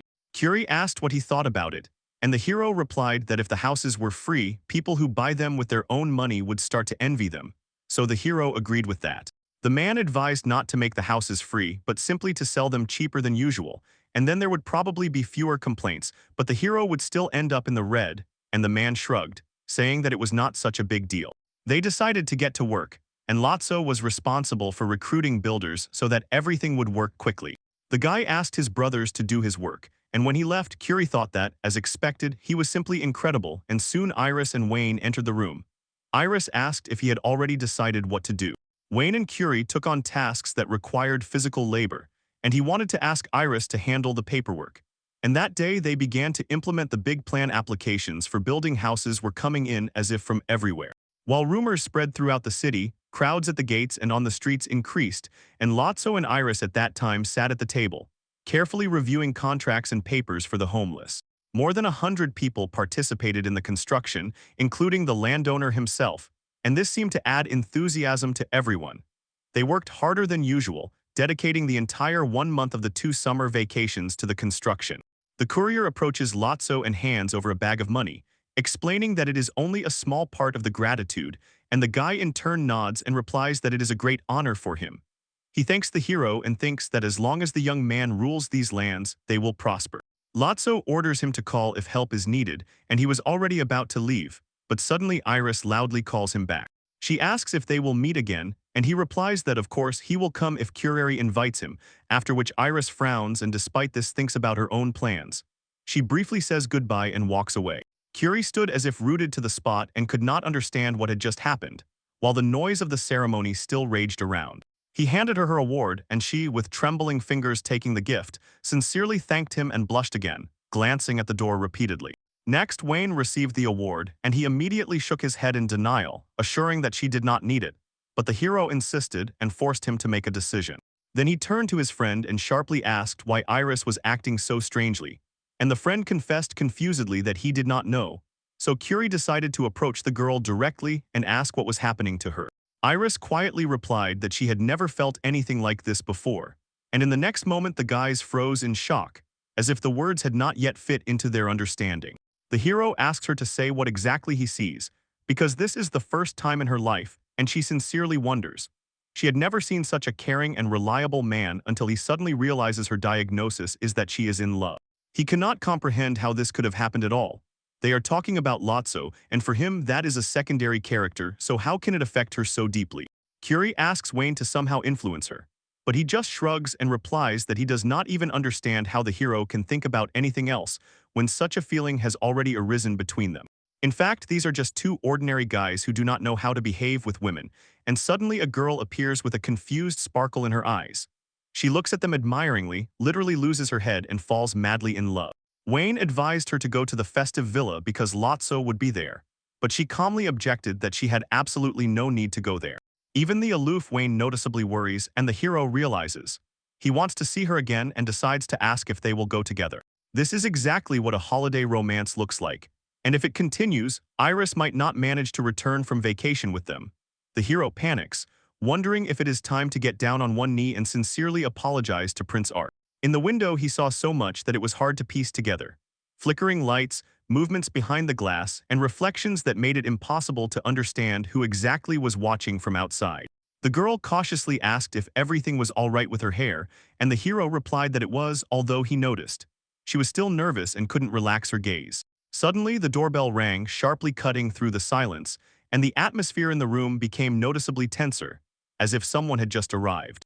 For the first time, Curie jerked sharply at the sound of the bell, and a troubling thought flashed through his mind. Could it be that he had fallen in love too, which meant he had a chance to say hello to Lotso? The young man believed that in this aura, his guy really had a pleasant appearance, so maybe it was worth bringing them together. Both looked like good people, and he had brought a report from Holiday Villa. At Holiday Villa, it was necessary to act quickly while he was still there, because Curie said it would be convenient in every sense, and the hero glanced at Iris. She was holding herself in housewife mode, although in essence she was just a girl, but the difference no longer mattered. Iris clearly wanted to be closer, and Lotso advised the hero to pay special attention to this. Noticing Iris's tension, he decided to help. He turned to her and said that Lotso had something he wanted to report, and that it was useful for her to know as well. He invited her to come in and listen, so the girl blushed and shyly stepped over the threshold. She sat opposite the boy, looking at the hero attentively and somewhat embarrassed, and he had no idea why her gaze was so persistent. The boy finished the report. Curie thanked him for his work and sighed with relief. It's good when things go smoothly. Iris supported the words, saying that Lotso was incredible, and the hero thanked them and decided to leave. But the girl was in despair because Curie really had no choice left, and then he asked Lotso to stay a little longer. He wanted to object, but the boy confidently sat him down on the sofa. The hero suggested going to grab a bite, and while they could sit and talk, the young man gratefully nodded to him for this idea. Curie was eagerly waiting for any kind of result, and Wayne assumed that the hero had broken free. Wayne replied that he considered his presence a disgrace to Iris, and then Wayne objected. A good man should not speak like that because, to be honest, the hero ran away. They wondered if everything would be all right. The guys looked at each other and decided to go see what was going on, and it seemed they were even having fun, so there was no need to be nervous anymore. Curie asked if it was normal that they were being watched, and Wayne immediately decided it was a sign of bad manners. They decided to spar, and he, weighing the comment, noted the hero's impressive skill in fencing. Curie responded similarly about his technique, and in the end, they met in an honest duel. After the fight, the opponents shook hands, sincerely thanked each other for a good fight, and Iris and Lotso loudly applauded them. Lotso decided to leave because he had already rested enough, and it was time to move on. When he disappeared from sight, Curie asked what exactly they had been talking about for so long. Iris replied that they had only talked about the hero, and the hero, noticing that she did not look displeased, remembered how hungry he was after training and suggested they have lunch. The next day, the young man went outside, made a brief remark about the good weather, and the stagecoach, jingling with the coach team harness, rolled toward the estate. Curie almost forgot that today Rasha, his own brother, was returning, and at this thought his heart subtly clenched. Raxa and Kurari greeted each other, and Curie decided that Iris was his friend's lover, although in reality it was not so. He also admitted that he had planned to come here alone, but circumstances changed everything. The hero confessed that he felt uneasy, and Raha replied that he had arrived here with his brother and sister, as if trying to dispel anxiety with words. Maria is currently in the city with a friend, and her brother is still on the boat, which made Curie and his father look surprised. Curie himself thinks that the prince came here for Iris, and judging by what he sees, Rax does not know this. However, it is not his brother's fault because he came here only out of greed. The father told his son to leave immediately, counting on him not to fail. Ark, having stepped down from the carriage, immediately noticed that the lands of Helen looked incredible, and arriving here as the first prince caused Kuro to think that this guy only thinks about Iris, so he politely thanked him for the compliment. The prince noticed that the lord of these lands was gone, and the young man explained. He needed to leave due to sudden stomach pain, but he would take care of everything, so Ark relied on him without hesitation. Raha apologized for causing trouble, and his brother, probably not an easy one, asked her to take care of him. And Curie involuntarily wondered how difficult it must be to have such a strange brother, and even knowing the reason for her visit, not to forget the formal question. He asked the Rasa clan to wait in the house where Iris and Vane were already, and the first prince immediately tensed, realizing his official visit was just a pretext, and in fact he just needed to say that he came to have fun. Raha thanked him and, happily catching her breath, ran to Iris, who was already waving to him from the other end of the yard. Ark returned to the hero and handed him an envelope, because he was ordered to deliver this very item into the hands of the person to whom it was addressed. Curie guesses that it is a letter from Eliza, but still marvels at his own feelings. He does not understand why it is so joyful to receive a message from her. Hero and Ark were riding in a carriage, and the young man caught himself thinking that they had nothing to talk about. Even he needed at least a minute of rest from thoughts. The prince was the first to break the silence and asked why Wayne and Iris had come here, and Ark replied that they came to take a look and earn a little. And since he hadn't seen Iris for so long, all his thoughts stubbornly focused only on her. He really wants to see them together, but he lacks confidence, so he doubts whether it even makes sense to help him. The whole impulse remains unspoken. Instead of talking to Iris, he only throws a brief glance at her, as if gathering himself into a fist. Moreover, Iris had already fallen for another guy, and this happened at a very inopportune time, emphasizing his confusion. What would happen if the prince found out about this? Curie invited the prince to come to their home and try a very tasty berry watermelon, and the prince immediately agreed because he wanted to see her as soon as possible. Rasa, Iris, and Wayne savor the watermelon, laughing and rubbing its juicy pieces between their fingers. The second prince burst into the room to greet his brother and his friend, and Curie voiced a few changes to the original plans. Everyone would enjoy having dinner together, so Raxa immediately invited them to the table. While the boy was eating watermelon, he thought it was simply incredibly tasty, and Iris just laughed and said that he could spit it all very far away. Karari was about to say, "She is a girl, she shouldn't do that." But it seemed that she was really having fun, so he just waved his hand and did not interfere, not even understanding what mood the prince was in. He felt depressed. This was his first experience of being pushed aside because of his prince status, and if an ordinary girl had been even a little indifferent, she would probably have paid him at least a drop of attention, but Iris no, she was too cold. He looked great and had plenty of money, but it seemed he was not even given a chance to talk to her. He could not hold back the thought. Maybe they had already started to hate him, and he feverishly tried to understand from exactly which moment it began. Karari assured that the prince and Iris had known each other for a long time, so they were probably often seen together at school, and Ark was sure that the hero regularly communicated with her. Iris sharply dismissed his vain hopes, saying that the reason was simply that they were in the same class. The prince desperately despaired, and Raxa, as if putting everything in its place, said that although they met today for the first time, he considered her extremely cute and offered friendship, and Iris saw no reason to refuse. Curie looked carefully at Ark and convinced him that it was better to leave right now. As soon as he came out of the bath, he felt that today he was even more exhausted than usual. And after what happened, he walked around like a zombie, and everything seemed like continuous troubles. It was good that it finally ended. And then Raka appeared. He sincerely thanked the hero for caring about his brother, because he could not understand why he was brought here at all, and at the same time felt that Ark seemed interested in Iris. The younger man asked not to worry about his brother's feelings and to pursue his own love with all his might, convinced that he and Iris were suitable for each other.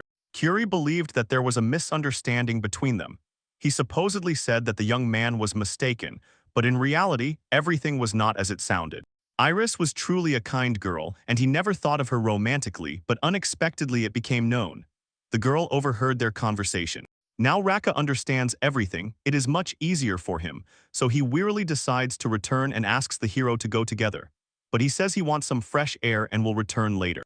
Curie sits on the grass, and at that moment someone approaches him, casting a long shadow near his knees. It turns out to be Iris, and the hero invites her to spend such a pleasant evening together, as if it were the most natural thing in the world. They have known each other for several months now, and Raka no longer feels awkward around her. So it can be said that there is a true friendship between them, and somewhere in the future, much more may appear. Iris confessed that she overheard a recent conversation between the hero and Raska, and because of this it becomes clear. The hero does not perceive her as a woman. Sometimes she thought it would be wonderful to become his lover, and the guy, sensing her hint, suddenly froze in surprise. She said it was a joke, decided to leave, and wished him good night, and the hero still did not understand what had just happened. Whether she was really hitting on him or just teasing with words, since Lotso was spinning in her head. He tried to calm himself with these arguments but still could not fall asleep, because he felt he still lacked maturity. Besides, he was very curious about what was written in that letter. It was probably not at all like the previous one, and he sincerely hoped that everything was fine. In her letter, Eliza asks how he spent time in his hometown, how he feels, whether he is sick, whether he eats well and brushes his teeth every day, hoping that he does not get involved in any dangerous adventures. The courier read the letter, thinking it was a message from his mother, and suddenly felt a strange, oppressive warmth in his chest and a heavy taste of suspicion. In the capital, the girl grimaced from the heat. She was irritated by the current weather, and even her father gave her frozen fruits every day, as if that could cool her thoughts, and Curie felt as if it was her sister recounting how things were going in the family. Lately, people were found dead, and everyone attributed it to the heat, so the whole picture looked like a nightmare. About 7 people had already melted in this heat, as if the sky deliberately cut their lives short. Although they had wives and children, they still managed to flirt with random women, and this was called disgraceful, so it is no wonder they were punished. and the suspect is still at large, and there could be a real chance that right now he is on her territory. The heroine felt that she was switching the conversation too quickly, but there was nothing to say, so she could only hint at something. He was not a traitor, and in general, he didn't even have a girlfriend. Eliza had asked how he spends his free time. It was too obvious that she was curious about what they were doing, because her thoughts were too easy to read, and this letter was quite funny to read. So she still wanted to write to him about everything in the world, but for her it mattered no more than his health. The hero wrote back to her and said that it was really fun and very hot here, although overall quite bearable compared to the capital. But in addition, it was truly scary. Every victim turned out to be a traitor, so they got what they deserved. Finishing the letter, he decided that was all, so finally he could sleep without hesitation. The prince remained depressed, and the hero could not leave him in such a state, so he brought him to the city. The prince was very handsome, smart, and had the right to do whatever he wanted. And these very traits always attracted the attention of the young ladies, so Kurwari was sure. Just a little attention from the sweet girls in Arc would come to his senses. A girl approached Kurwari. Instead of talking to the prince, she reached out to him because she had always admired him and dreamed of shaking his hand, and the other girls supported her with loud smiles and encouragement, so Kurwari froze in shock. Kurwari, of course, was touched, but he did not come because of that. He still does not understand how he managed to attract so much attention, as if the whole hall was looking exactly at him. Arc is handsome, and when he is silent, he becomes simply incredible. A quiet figure, impeccable posture, and such beauty that it is hard to look away. So why then does all the attention go not to him, but to the hero? Could this really be the same difference between native land and foreign land? And at the same time, there is another reason why people treat him as if there is a hidden meaning in it. It all comes down to how they assess their status. The future landowner handsome has the unquestionable support of the entire population, and Arc is also handsome, but with an origin that is unclear and causes distrust, so the prince can no longer calmly watch such a shift of attention. Kurwari apologized to the girls, but they needed to finish their handshakes for today, because he still had a lot to show his comrade. And Arc still could not understand when exactly that person became his comrade, and it made him insanely jealous. Arc decided that the hero has something in common with Eliza since she gave him a letter, but Kurwari objected. It was only a formal mutual courtesy, without any feelings, and for the prince it remained a miracle how he even got such misery. Eliza always followed him for a long time, but now those times have faded, vanished, and remained in the past. And when he remembered, she imagined that she was his only ray of light in the darkness, although Kurwari said that everything was quite clear to him. Arc calls the hero lucky, watching how he gets along with Iris and continues to receive letters from Eliza. And it seems that he slowly, step by step, is pulling to his side everyone who is really important to him. The hero concludes, the prince will never get any advice about love, because his first rejection was brought by the beloved one, the one who changed everything with one cold word. He thought about the fact that girls like to receive gifts. If someone is on your mind, it's worth trying, but he objected he has no such person, and the previous similar attempt ended with rejection and worsening of relations. Curie asked what exactly he gave her, and he answered, a diamond necklace, and at that moment the hero suddenly fell silent, noticeably embarrassing the prince. He wondered if all this was really so strange, and anxiously thought whether his sense of beauty could be outdated, and whether he would lose understanding of modern fashion. The boy asked him to be simpler, and in fact such an expensive gift would scare an ordinary girl whom he barely knows. Arc admitted that he does not understand human emotions and how they work, so humanity scares him. It seems the prince is already afraid of people, and the hero decides to give him some advice. One day he gave a strange girl a flower, and her face lit up with true happiness, and the prince said, if this is the only reason, then he should just give her a whole garden. But the prince thought this was not enough, so he was no longer going to limit himself to a trifle. Curie explained that many rare flowers grow in their territory, and if the prince finds just one incredibly beautiful, no girl will remain indifferent. Looking at the happy face of the prince, the hero felt that it was time to stop mocking him. The two of them set off into the forest, where light flickered between the trees and the air smelled of earth and herbs. He led the prince to the largest garden on his territory, where a marvelous flower hameo grows, famous for the unique color of each petal, which is conveyed in the language of flowers, so it is called the wonder of the day. Arc felt the power returning to him and awaited success with hope, sincerely thanking Curie for the help. He decided that he would find everything himself, asking to be left to handle matters alone. And already after 3 days the hero began thinking about returning home. The prince never found the flower, and it seemed that spring would never come to his heart, while Raxa bitterly admitted that he had not seen his brother in such a state for a very long time. It seemed that the prince, having lost confidence, had only reached the very edge. So the hero turned to Raxa for advice on what to do in such despair. And he advised inviting him to the hot spring and scattering some fruits there. From this, the fire in the chest flared up again, raising the fighting spirit. Curie thanked the young man for the offer, asked him to trust her, and returned to Ark, inviting him to go to the hot springs. The young man stubbornly insisted that there were plenty of fruits there, so one could eat and relax a little, and the hero led him to the best local hot springs. Ark apologized for today, his gloomy face still did not let go, but he assured that he would feel better as soon as they reached the hot springs. So he asked to lay out some fruits there in advance so that he could eat to his heart's content. They rubbed each other's backs and, immersed in the steam, began to sit in the warm water. The girls behind the wall were gossiping with their bodies, and Curie felt that Ark seemed to have rented the whole place here, although it looked like the female part of the establishment was still working. The prince inquired whether he had made a mistake in booking the entire plot, and heard in response that they left the women's section on display. So Arka suddenly felt anxious when the girl jokingly compared her breasts to a watermelon, and the boys blushed in surprised embarrassment. The prince asked to hold that watermelon, his face flushed even more, and the berry turned out to be too large for a joke, which made the scene even more awkward and funny. Then the girls began comparing body parts to oranges. The bold one again wavered between laughter and discomfort.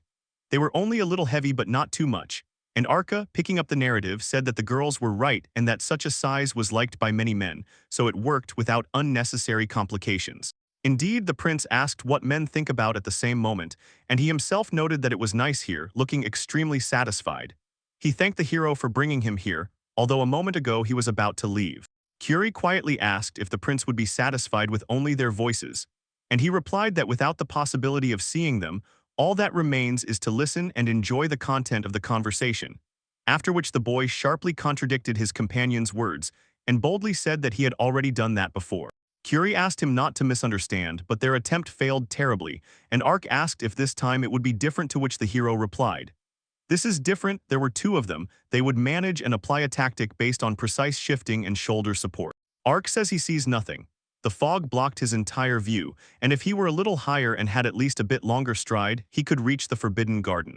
He whispers that there is a bucket nearby, it can be used, and at that moment Curie worries whether her efforts for the prince will be in vain. He warns that if they do exactly that, they will most likely slip and fall, but Ark replies, "Even if that happens, they have gone too far now, they will not retreat." They decide to act. The prince sees everything, so nothing will block his view, and the hero asks him to calm down because it is hard for him to keep his balance. But there was no one on the other side. He should have known that, since their cries would probably have been quickly found. It seems to be a failure. They will have to leave empty-handed, and even without seeing the forbidden garden, the prince still managed to have fun, but Curie is worried about something completely different. They will hold this position for a couple of minutes, and then simply fall to the ground, and the prince has nothing to worry about. The hero guarantees that he will not be harmed. When he falls, he should let him fly towards the water. He no longer has the strength to remain in this state. That day they made a decision no longer to try to peek. Raha sincerely apologizes to Curie for the inconvenience they caused. He asks him not to worry, because he is not the one who caused all this, and says that next time he will come himself. Now it is time for them to move on together with Ark. Raha thanks Curie for everything and they leave, and Iris immediately notices. Their trail has already frozen in silence, and it will become a little lonely here without them, because in her eyes the prince seems to no longer exist. She wonders when they will come again. Mr. Raha was incredibly busy, so now he probably has winter holidays, and Ark is no longer in this world. They enter the house. From now on he will finally be able to relax and truly enjoy the summer holidays. And along with this, Iris and Wayne have already arrived at work, so they should deliver a small gift, cheerful and simple, without unnecessary pomp. He dreams of opening a business selling protective masks like once with Toto, and agrees to start trading right near the villa. He asks his friend to take all the goods to Lotson's, and Iris will go with him to sell it to the very first customers. Near the villa, Curie calls out to passers-by and loudly explains what exactly they are selling, attracting people's attention.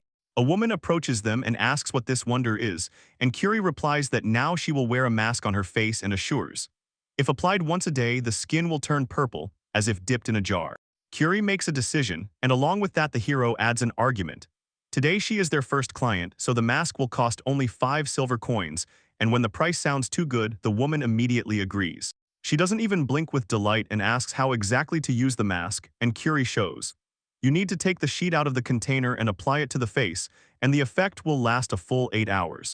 He advised to take out the sheet and not waste time, and the woman promised to try, assuring that she would return if the effect was as described.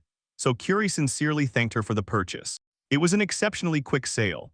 Iris asked how much food could be bought for 5 silver coins, and the hero replied that such an amount gives a fairly high price. They were lucky to sell everything, and the man explained that sales depend on how people who buy the product imagine and evaluate it.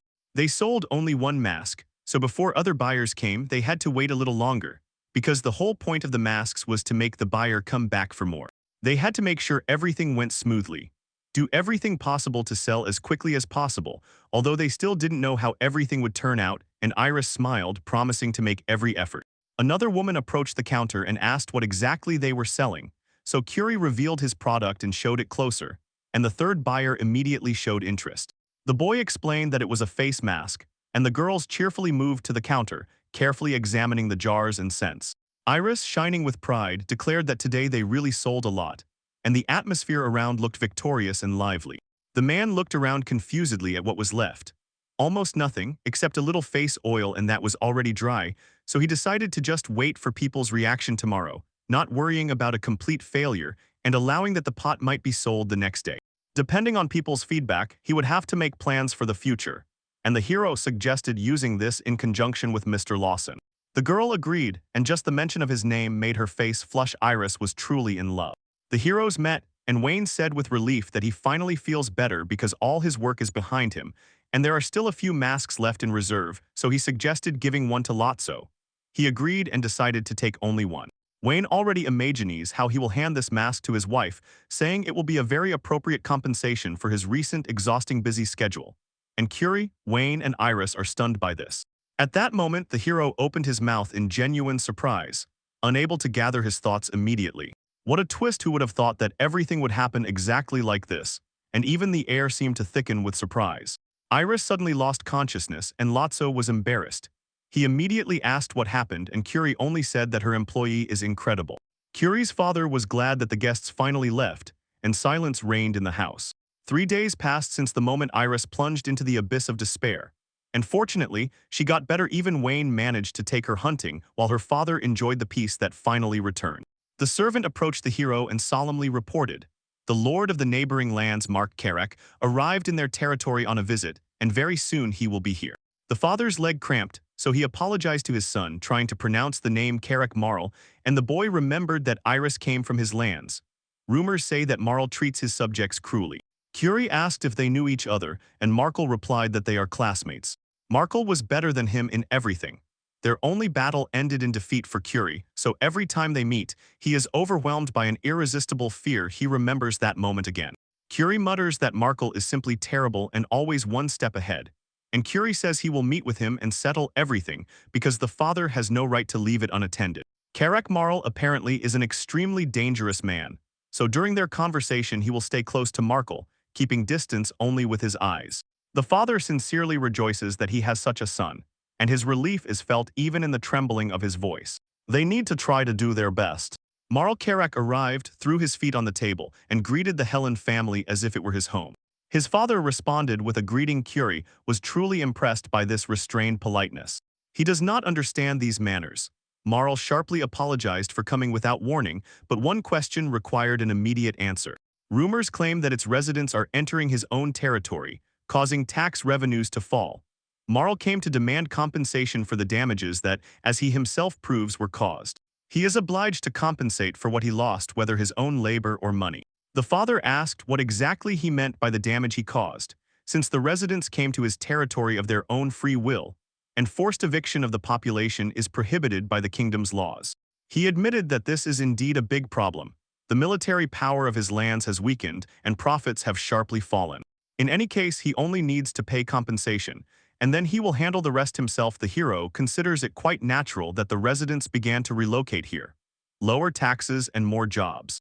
His first priority is to satisfy the needs of the residents, so why does he not try to solve the problem but plays the victim? He is convinced that Marl understands the situation, and it is clear that he seeks to shift responsibility away from himself. Curie began insulting him and sharply asked how he dared to say such things to them, and the hero understood.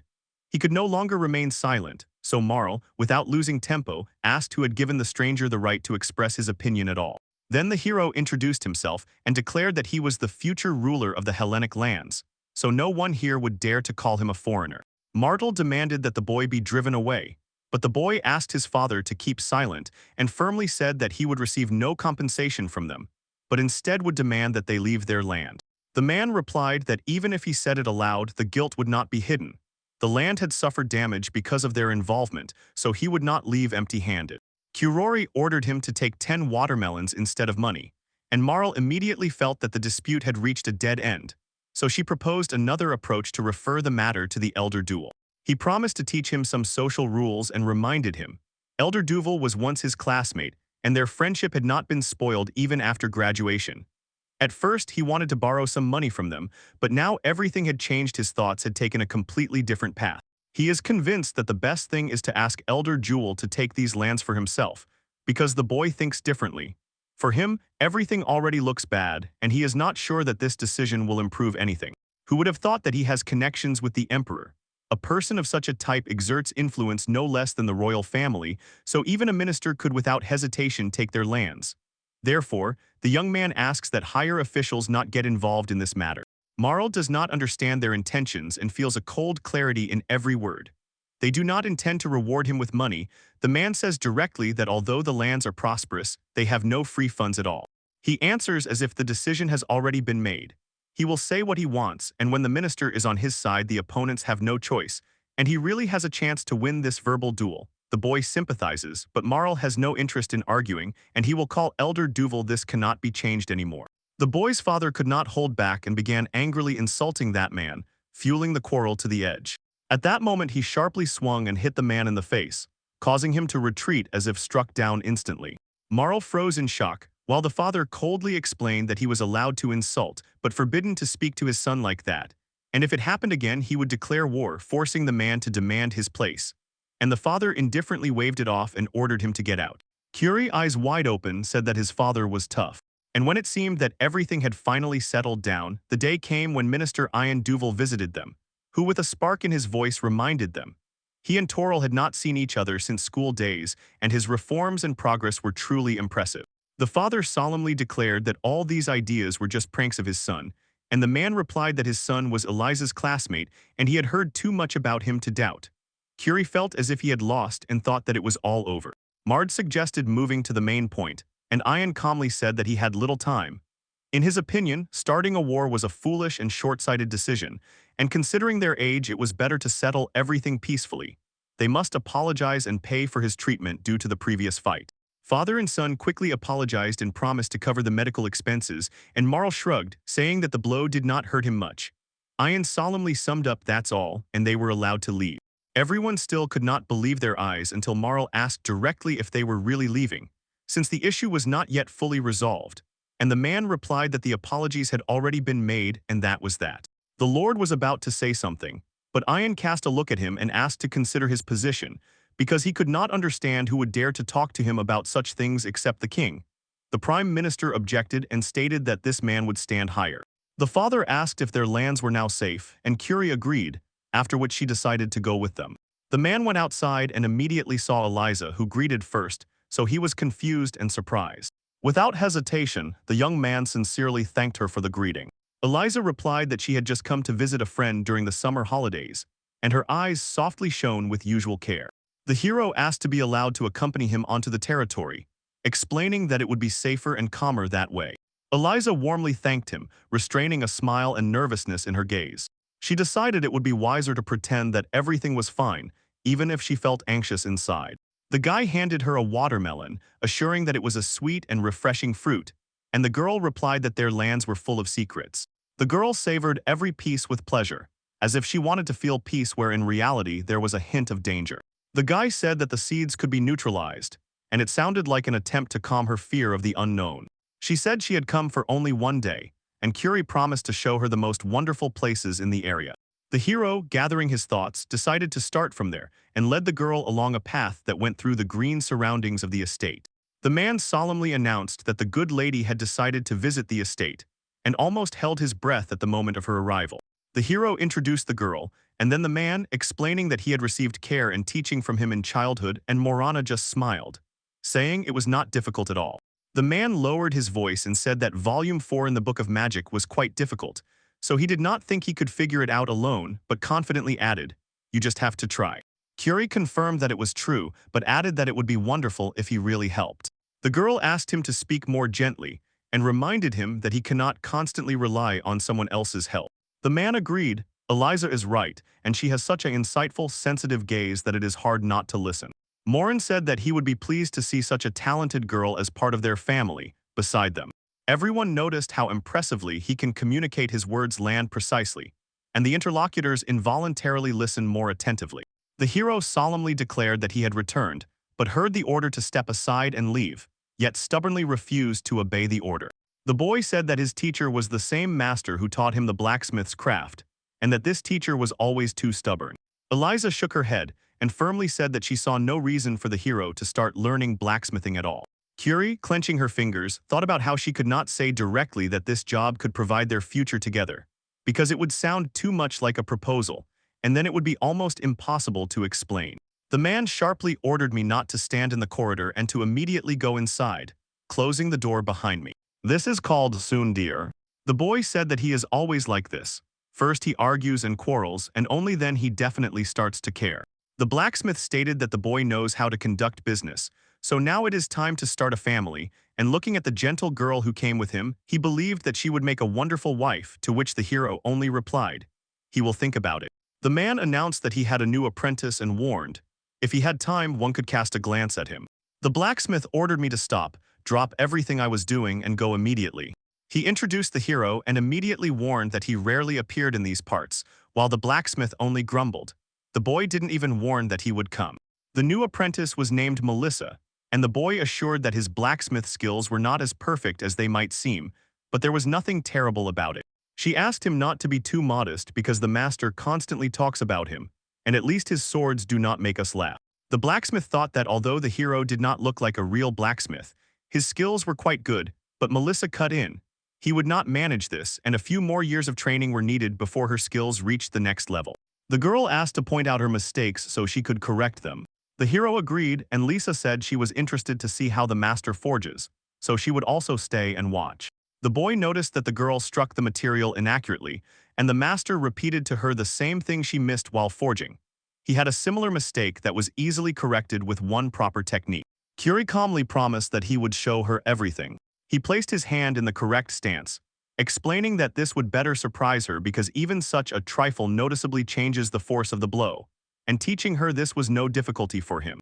And Lisa, smiling, warned him that this would be his first warning.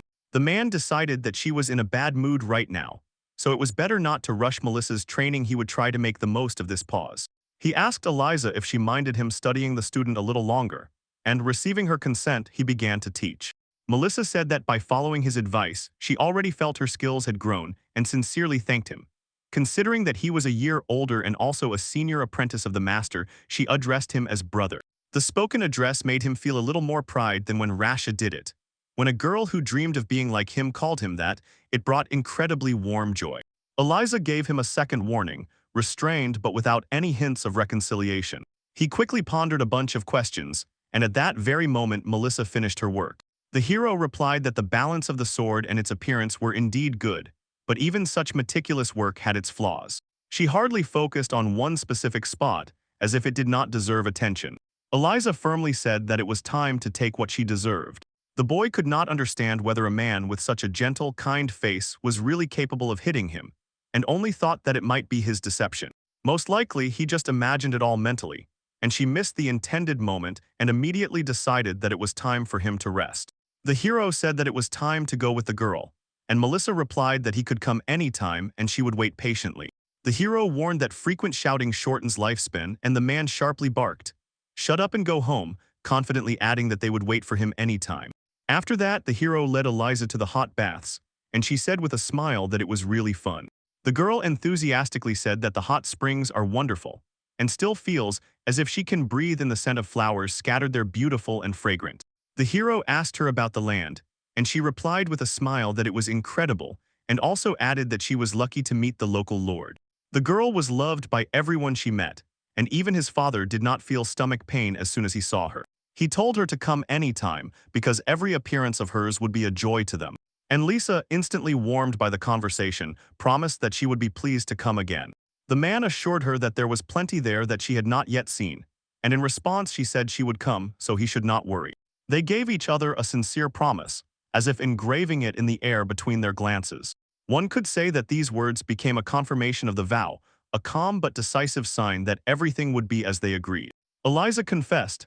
After the hot springs, she feels a bit dizzy and she quietly breathes in to recover. The hero, feeling an indescribable tenderness in this, decided that her reaction was cute and kindly funny. Having finished the conversation, the girl turned back to the capital a little sad, and he watched the carriage for a long time with his gaze, after which he went home. Today they laughed and had a good time in the family circle, but he still couldn't shake the question. Why did he even bring Eliza to his family, and despite all the strangeness, they both strangely liked it. It all started as a simple initial goal, and now pleasant memories gently tickled the heart, not interfering with any subsequent steps. A few days passed after Eliza left, and the silence in their rhythm became more palpable, like a premonition of a future conversation or event. Since there were three of them, the guys suggested changing formation. Wayne was going to go ahead, and the rest adjusted to keep distance and control the flanks. And Iris insisted on being ahead too, and the hero promised to cover them. So now they were sneaking through the forest on foreign territory, and precisely because something had happened here a couple of hours ago, the air seemed tense, and every step sounded too loud. Monsters were spotted in their area, and events immediately spiraled out of control. Usually the hero would simply give the kill order, but because two strong ones were nearby, he decided to try to handle it differently. The man stubbornly declared that he would find a solution before everything became completely bad. That's exactly how they ended up at the place. Wayne was in a good mood, and Iris wanted to be ahead, not falling behind a step. There was silence and calm, the perfect time for monsters to suddenly appear and start an attack.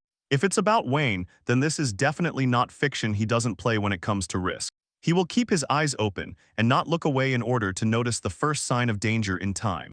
The man stated that he would go straight through, and Iris would deal with those he lets through. So the main character must be ready to immediately use his skills as soon as something goes wrong. The girl liked to let off steam, to release tension with movement, as if releasing heat from the air, and it became easier to breathe. Curie realized that she was one of those women who relieve all the pent-up tension with one simple swing of a bat, turning fear into control. The fact that they can handle 3 goblins is simply wonderful, because if you ordered this hunt yourself, you would have to pay 1 gold for each. As a future lord, he was glad and held himself confidently, as if fortune was already on his side. A hum spread nearby, dark and piercing, as if the premonition of trouble was waiting for just a moment. Wayne asked if they should try, and this question was correct, since ordinary ghouls are extremely powerful. He is not one who can be easily defeated. He had an antidote, but it still would not protect you 100%. The girl leaned closer and quietly said that you just need to try. It seemed she really wanted it, and even though he had an antidote, she still had to be careful. He promised to distract Dipka while the girl would strike at the right moment. Wayne was asked to back them up in case something went wrong. It seems Iris still hadn't gotten better. Her condition showed no relief. They ordered each other to speak and move more quietly so as not to attract attention. The orc is extremely dangerous. Its strength and defense far exceed human levels, and it is also too fast, so escaping is almost impossible. If everything happened according to the worst-case scenario, they would have had no chance to avoid a fight. Wayne warned that the orc is dangerous, and that it is better to avoid a fight at all costs. If he had submitted an official request, the expenses would have been too high, so he decided to handle it himself. Iris looked up and suggested taking a risk and trying right now. They did not deviate from the plan. The plan was the same as before. That opponent was huge, at least 3 meters tall, and any attempt to approach seemed doomed. After its attack, surviving would be almost impossible. The demolition strike would wipe out everything in its path.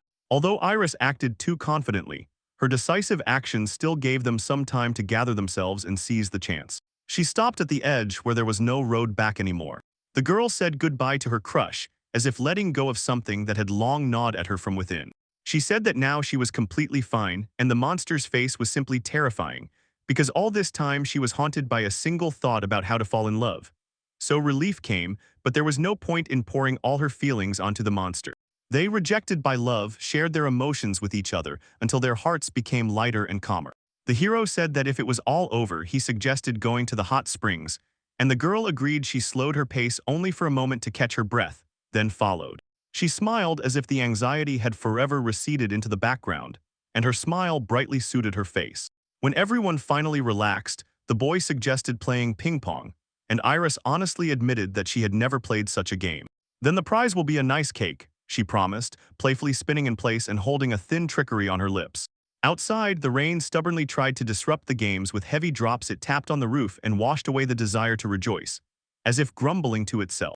The hero replied that then he would lose, but it turned out this boy simply dropped out of the game, so the rules for him had effectively changed. The jury announced that nothing had changed, and by their decision, Aina Wayne was recognized as the winner. Wayne calmly replied that if that was the case, then he would definitely play. The boy confidently stated that the ball could neither hit the net nor fly off the table, so they would compete to 10 points. Ian Wayne made the first move, and the player on his side prepared a shot.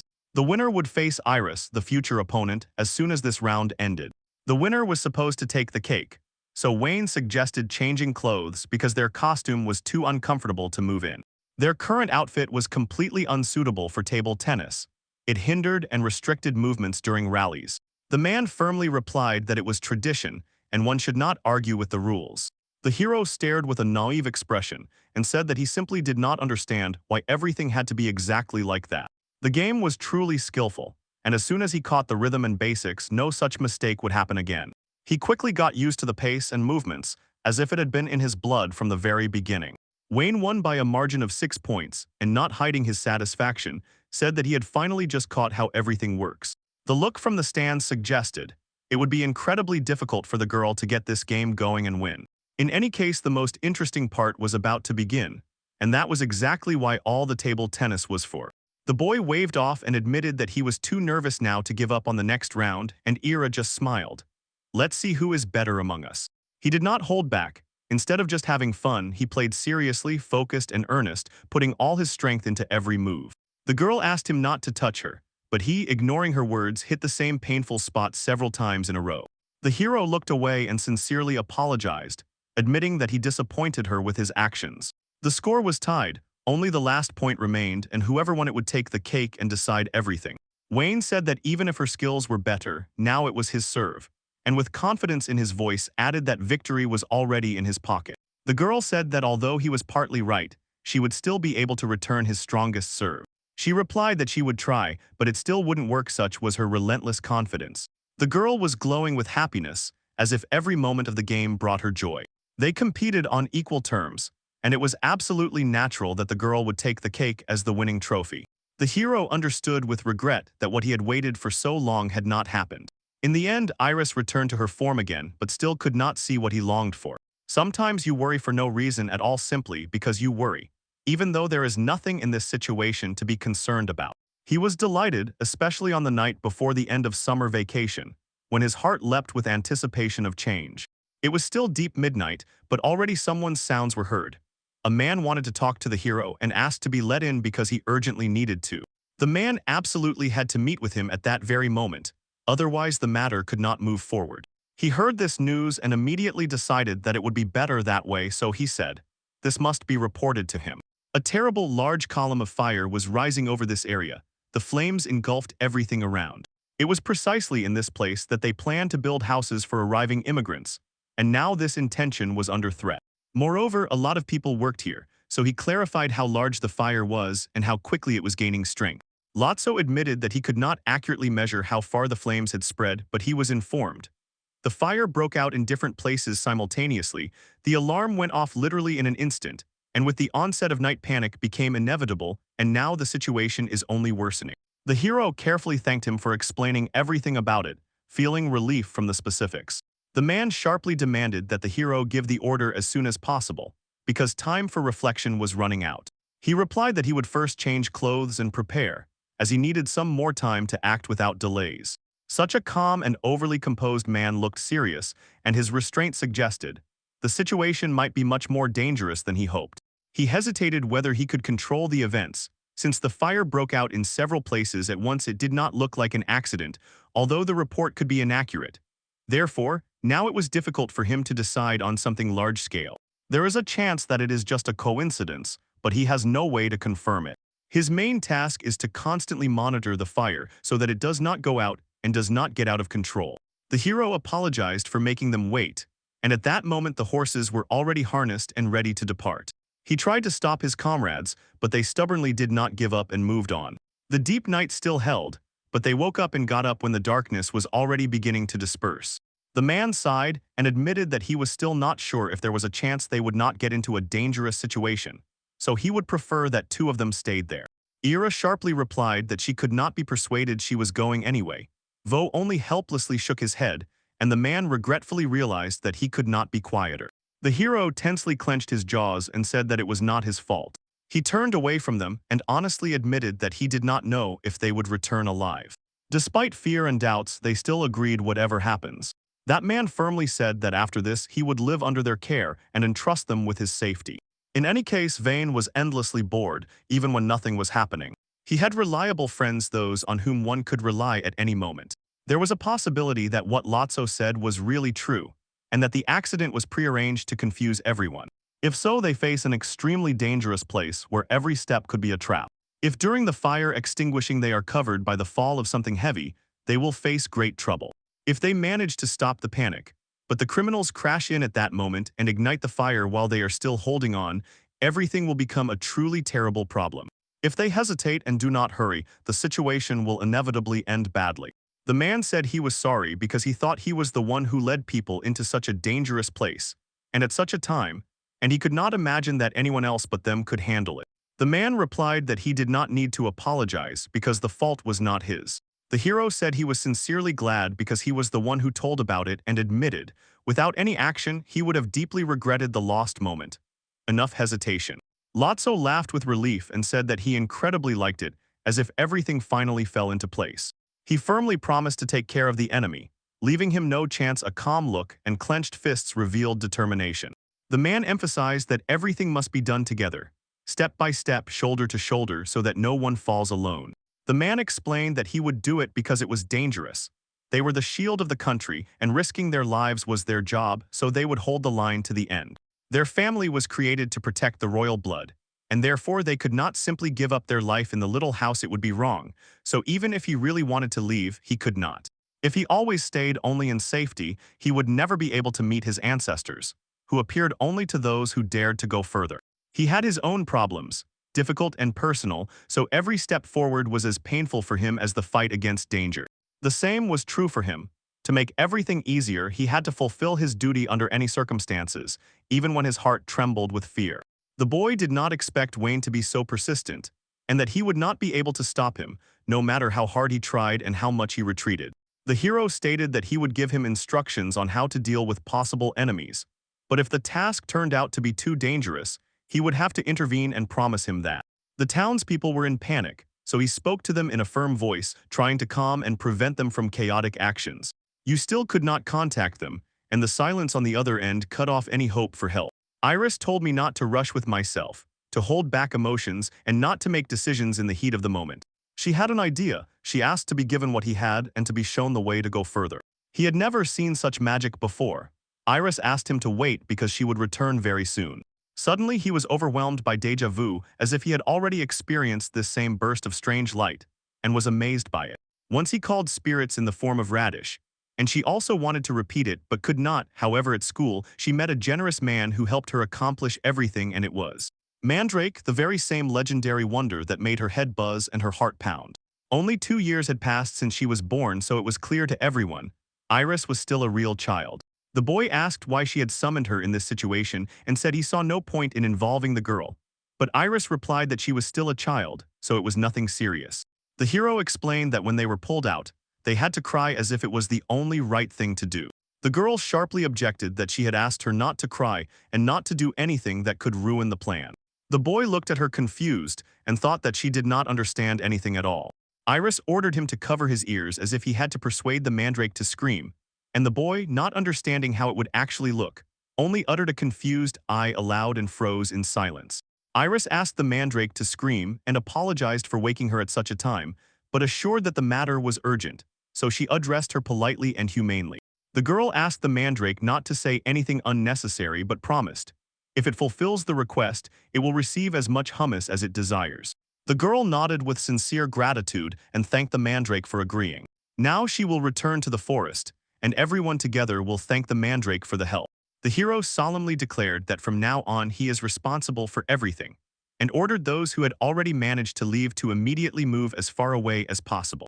He ordered them not to try to extinguish the fire on their own, even if their house is burning, and when everything is over he will try to compensate for every loss. If someone cannot get out, they should rely on others and keep a safe distance. He sharply emphasized, at this moment safety is the most important, so actions should be careful and without risk to life. The rest should keep the fire under supervision, positioning themselves so that a river is nearby, where water or people can be quickly taken. The hero asked to deliver everyone there as soon as possible to gather near a safe place, tying them to a common rescue plan.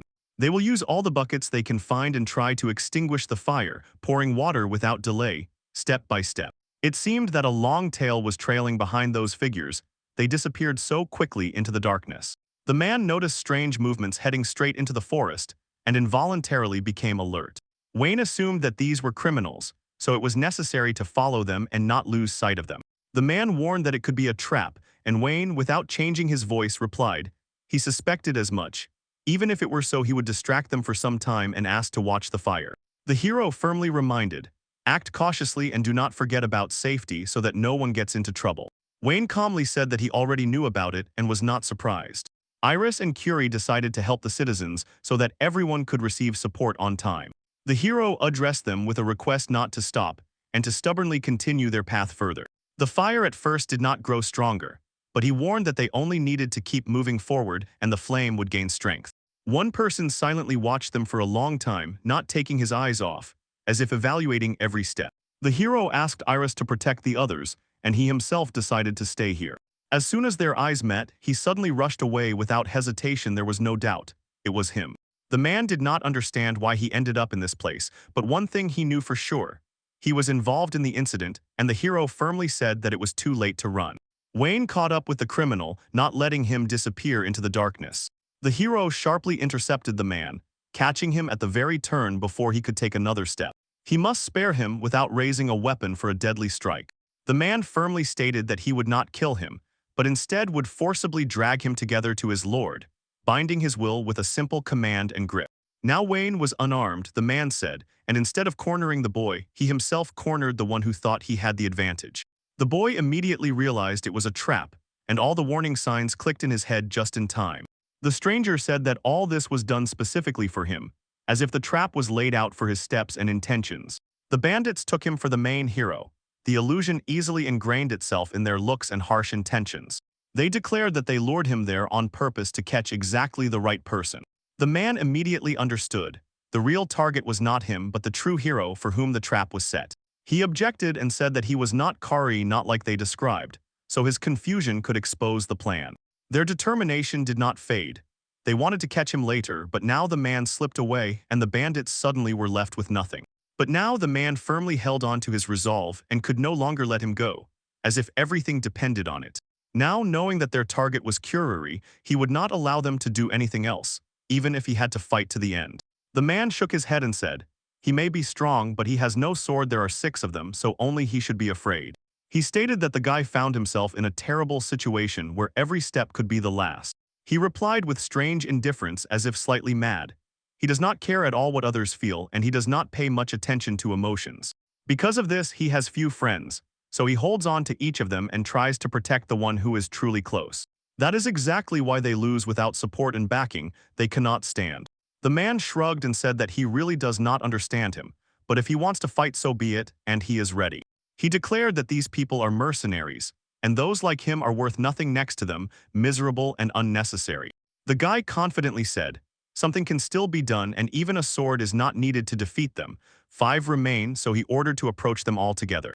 One of the bandits asked why Wayne says this directly to his enemies. Wayne replied that it is obvious since he can overcome any thoughts, after which he ordered the bandits to come closer. Then he declared that if they themselves do not want to come closer, he will come to them personally. The man decided that someone hired them and ordered his name to be spelled correctly. Wayne said he would not name Heimven if he ultimately won. He said he hunted all kinds of creatures, but never people, and ordered to check if they would remain just as steadfast when he dealt with each one. The man promised to tell him everything and begged for mercy, so that he would be allowed to survive. Somewhere behind it all stood an invisible force that wove their fate into one knot. The hero replied that it was an interesting coincidence and a bit strange that he ended up in this very place. And the man said confusedly that he did not understand what he was talking about. He smiled as if everything was happening according to his plan, pretended not to understand anything, and as if he had done nothing. The man, without catching his breath, declared that he had no more time. First he would tie him up, and only then demand that he finally listen and say everything he had. Merle rejected the accusations, saying there was no basis, but in court he would regret it himself and the only person they could bring to justice would be him. The main character said that his story lulled vigilance, and asked to forget everything, after which he simply attacked him, tearing him apart with broken, gasping cries. But before the blow, he promised to tell the truth. The man insisted that people there had long established a business on his territory. He could not come to terms with such a simple change of circumstances, and was not going to forgive it. The man solemnly declared that it was these people who should start life from scratch, and they stood before him, filled with hope for a better future. The hero looked at him coldly. He found no reason to respect him, so his gaze did not soften. Martel clenched his fists and confidently replied that he was in shape, as if ready to act immediately. They had to bow to him, but instead of submission with a flash of fire, he burned this place to the ground. To see them flee in panic, he stated that it was a foolish reason, all because of his low self-esteem, so the problem was only in him. The man sharply asked to behave with dignity while he was so noble, and did not allow himself excess. The hero snapped that aristocrats should not engage in such talks and games, so period.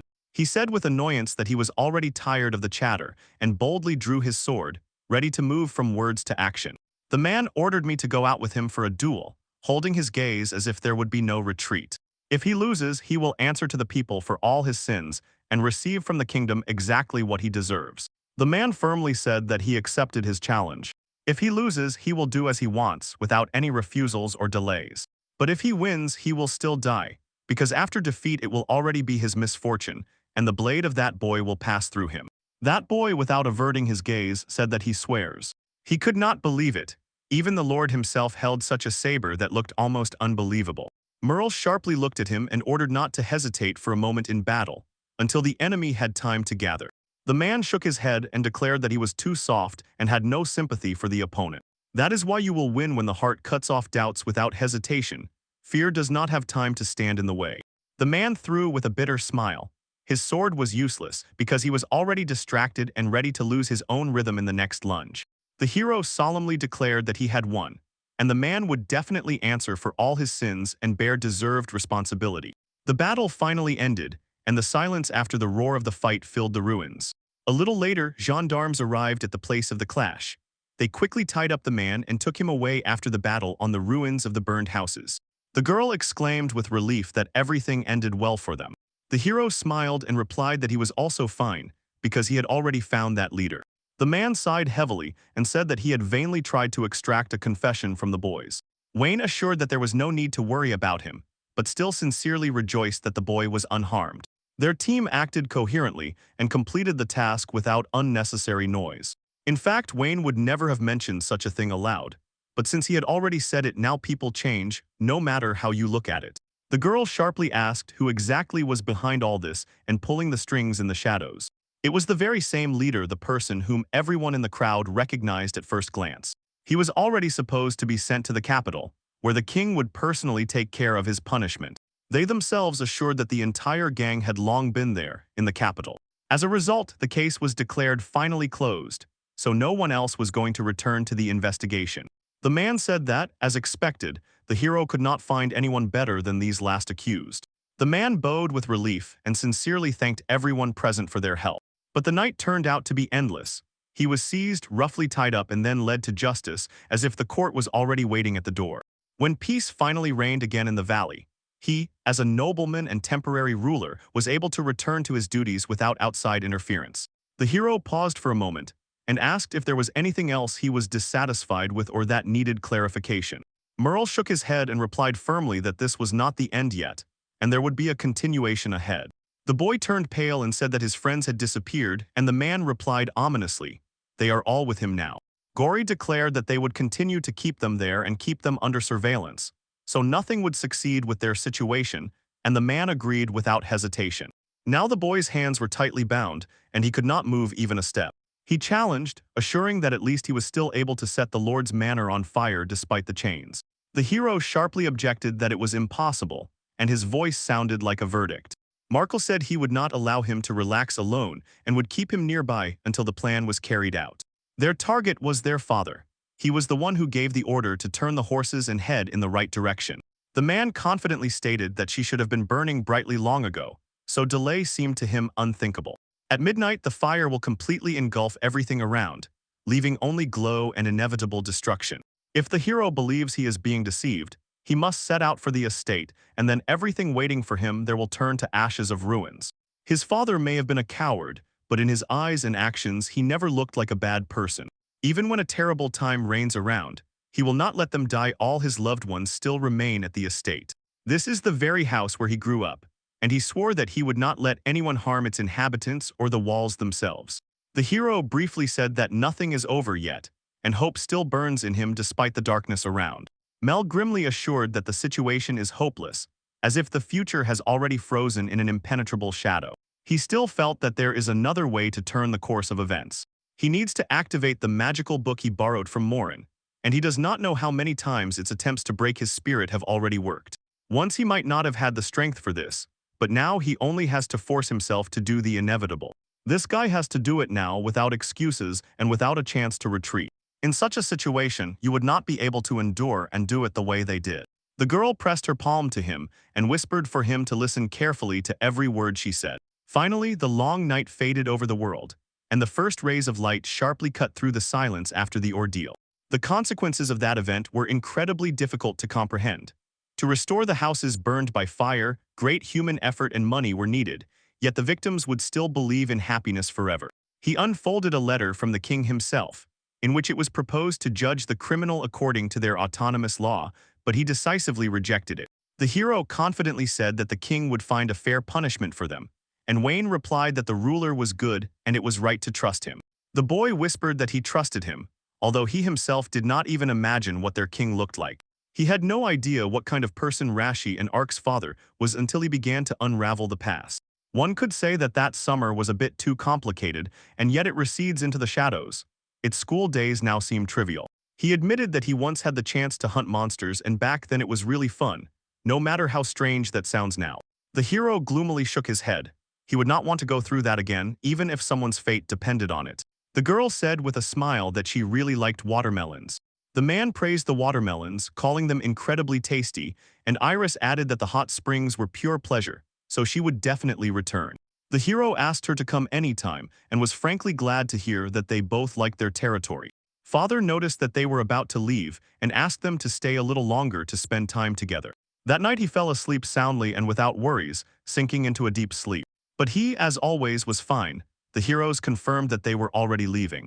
The main hero said that he was incredibly pleased to spend this summer, that he would soon leave home again for a short time, and asked that in case of any problem they contact Lotso.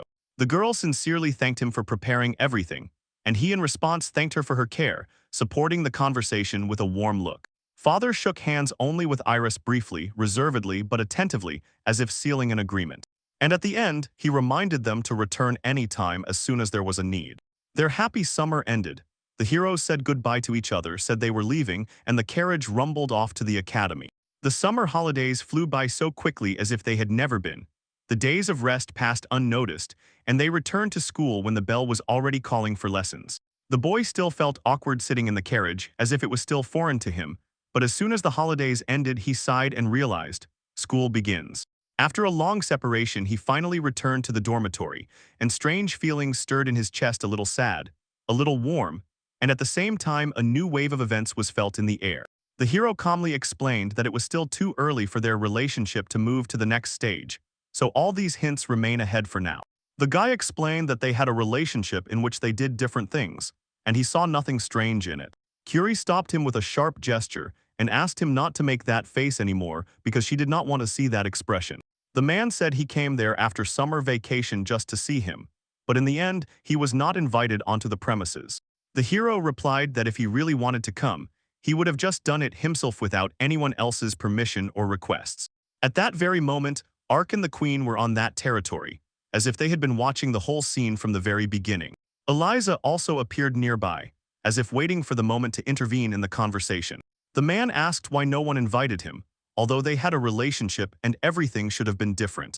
The hero asked him to explain why he came here, directly and without unnecessary detours.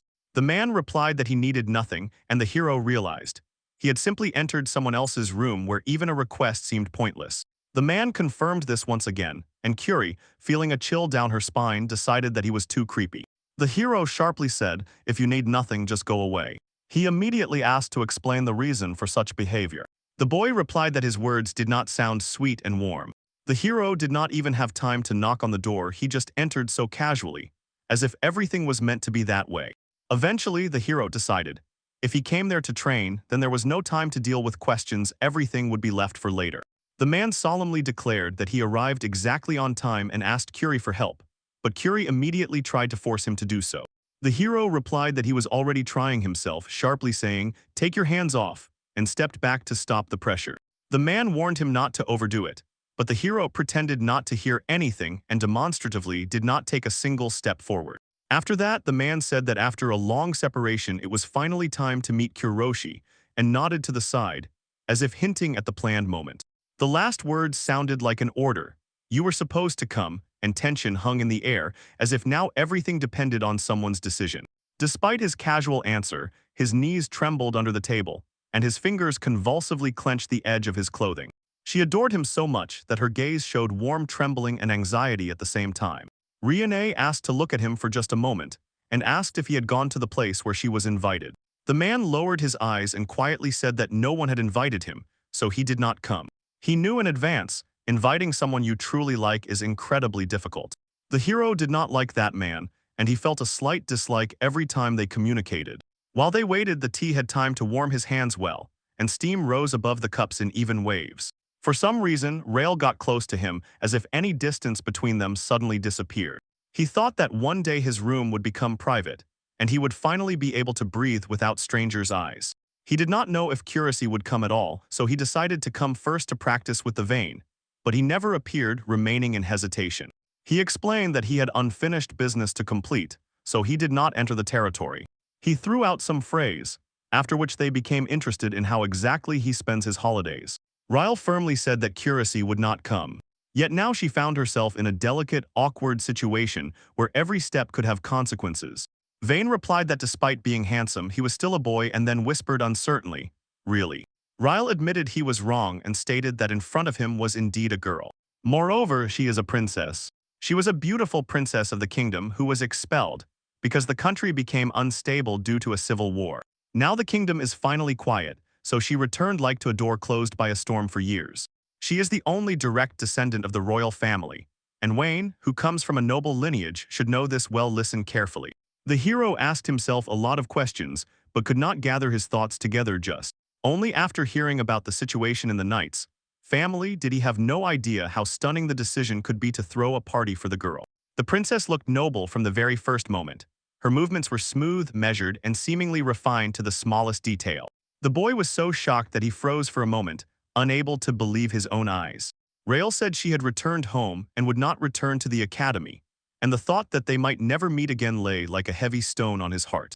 She found herself in a very difficult position, so she could not leave her kingdom. The hero thought that she needed to visit and decided to visit her. Everyone was eagerly suggesting to escape while it was still not too late. The boy insisted that he was right and wondered how he had become so skilled so quickly, while in Ryla's mind it was suddenly unexpectedly carefree and light. Only now did he regret that simple farewell with the girl before the summer holidays. They had spent a wonderful time together, and he would not let it end so easily, just did not yet know where to start. She would have been satisfied with even a single letter if only she could say something to them, some kind of explanation. She was both a teacher and a true friend to her. She returned home silently, without a word, so now she was definitely going to be scolded for her behavior. As soon as they were back at school, they were ordered to gather and set off immediately, without wasting a minute. The three of them, focused and alert, set out for the kingdom, the place where everything would be decided by their next steps. Exactly 2 weeks passed, and time flew by so quickly and fragmentarily as if someone had touched reality with a brief flash. Finally, they reached the girls' homeland, where their most important meeting awaited them. The hero heard that the kingdom was famous for its fishing industry, and that there was pride and tradition in it. The man explained what it meant. He would be able to fish in his free time without needing to work constantly. At first, I needed to meet the princess, so I gathered my thoughts and prepared for the conversation. Braille asked what he would say to her, but the hero did not yet know because he had spoken to her normally before. But as soon as he learned she was a princess, he felt a clear difference. Jane ordered them to wait while they approached the meeting place.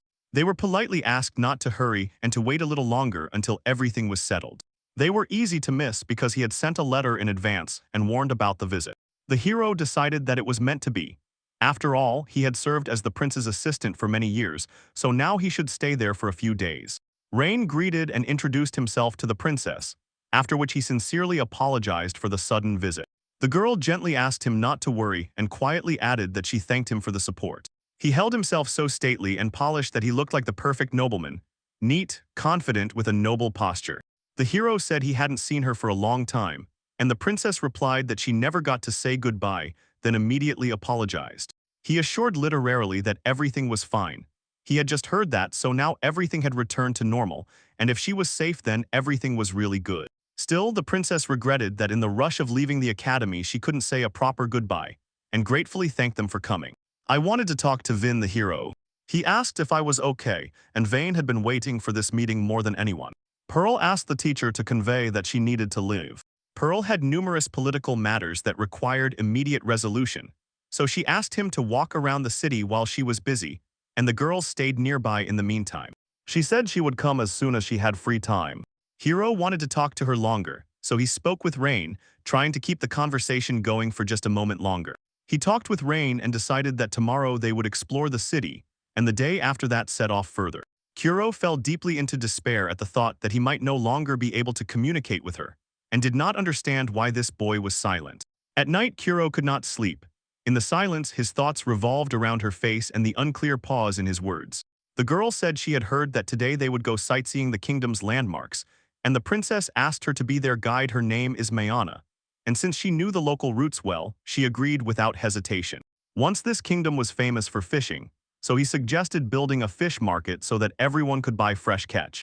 The hero admitted that he had not eaten fresh fish for a long time, and asked the girl to show him a place where it could still be tasted. Pearl smiled and said she knew the perfect place.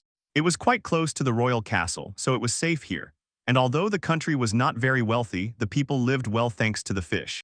This is exactly what made the kingdom so unique, because its strength relied on the daily sea catch. He stood on the pier and next to him stretched a lively market, and before they headed home, they had to manage to buy their favorite fish. The hero asked the girl if this fish could be eaten, and she replied that many people eat it. The boy admitted that he liked raw curia, and exactly such a dish was in a nearby restaurant. That man said they would go there because the girl suggested it, and they served the best fish in the city there. Hashimi was prepared from tuna, and the boy said contentedly that this is exactly how it should be eaten. He smiled and confidently declared that his favorite dish was what was just served to the princess. When he fell silent and looked at the food as if he did not like it, it was clearly visible. He was just emphasizing that he simply would not eat then. I asked why Nico-sensei was there, and he dryly replied that this question was his, so the conversation would have to be heard from his own lips. The hero said he came to see the princess, and she embarrassedly apologized and replied that she did not know him.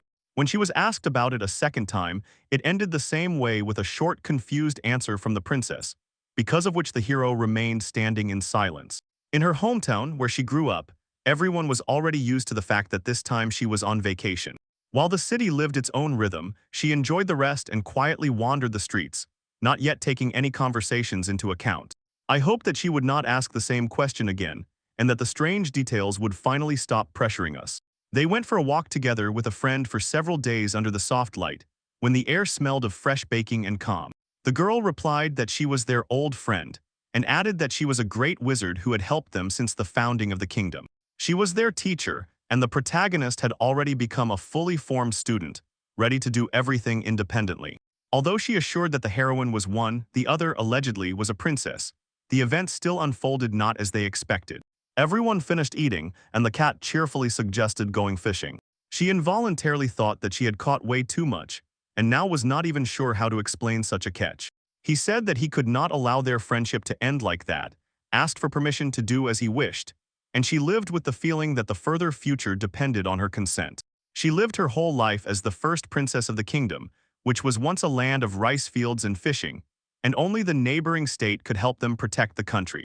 Their current king was a man of honor. The people adored him, he had a gentle character and hated conflicts.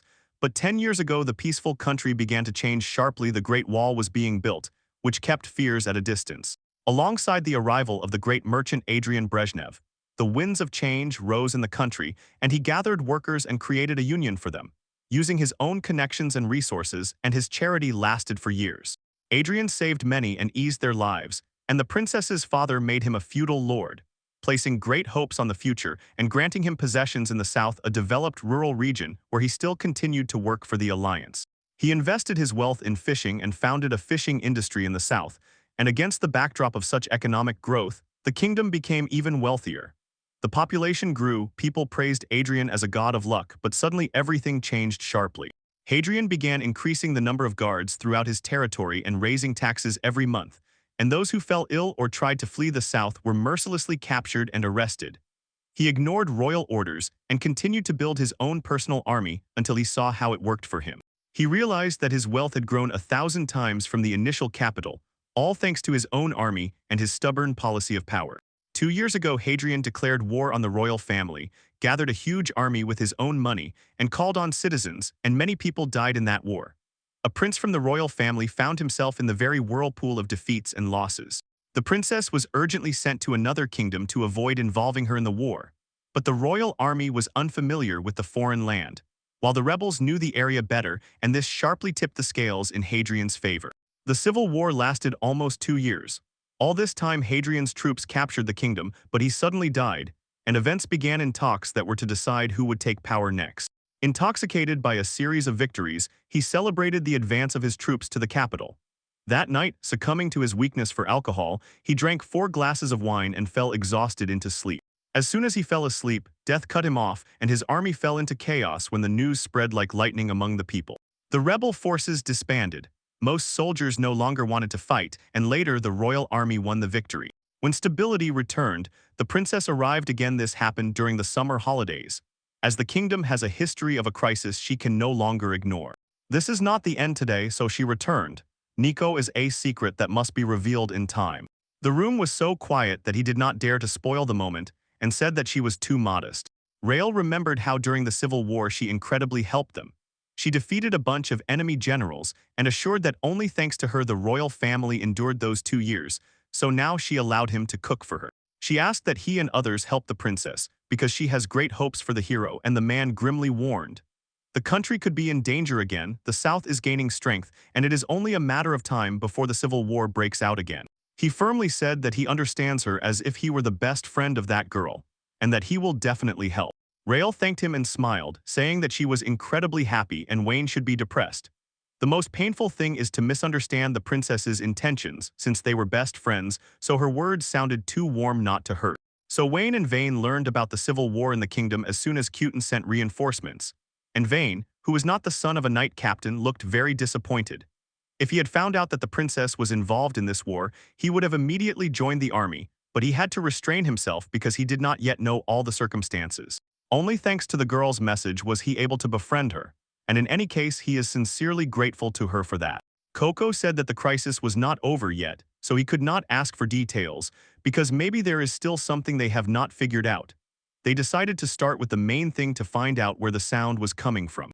I leaned into the darkness to understand where the sound was coming from, and immediately felt that something was wrong nearby.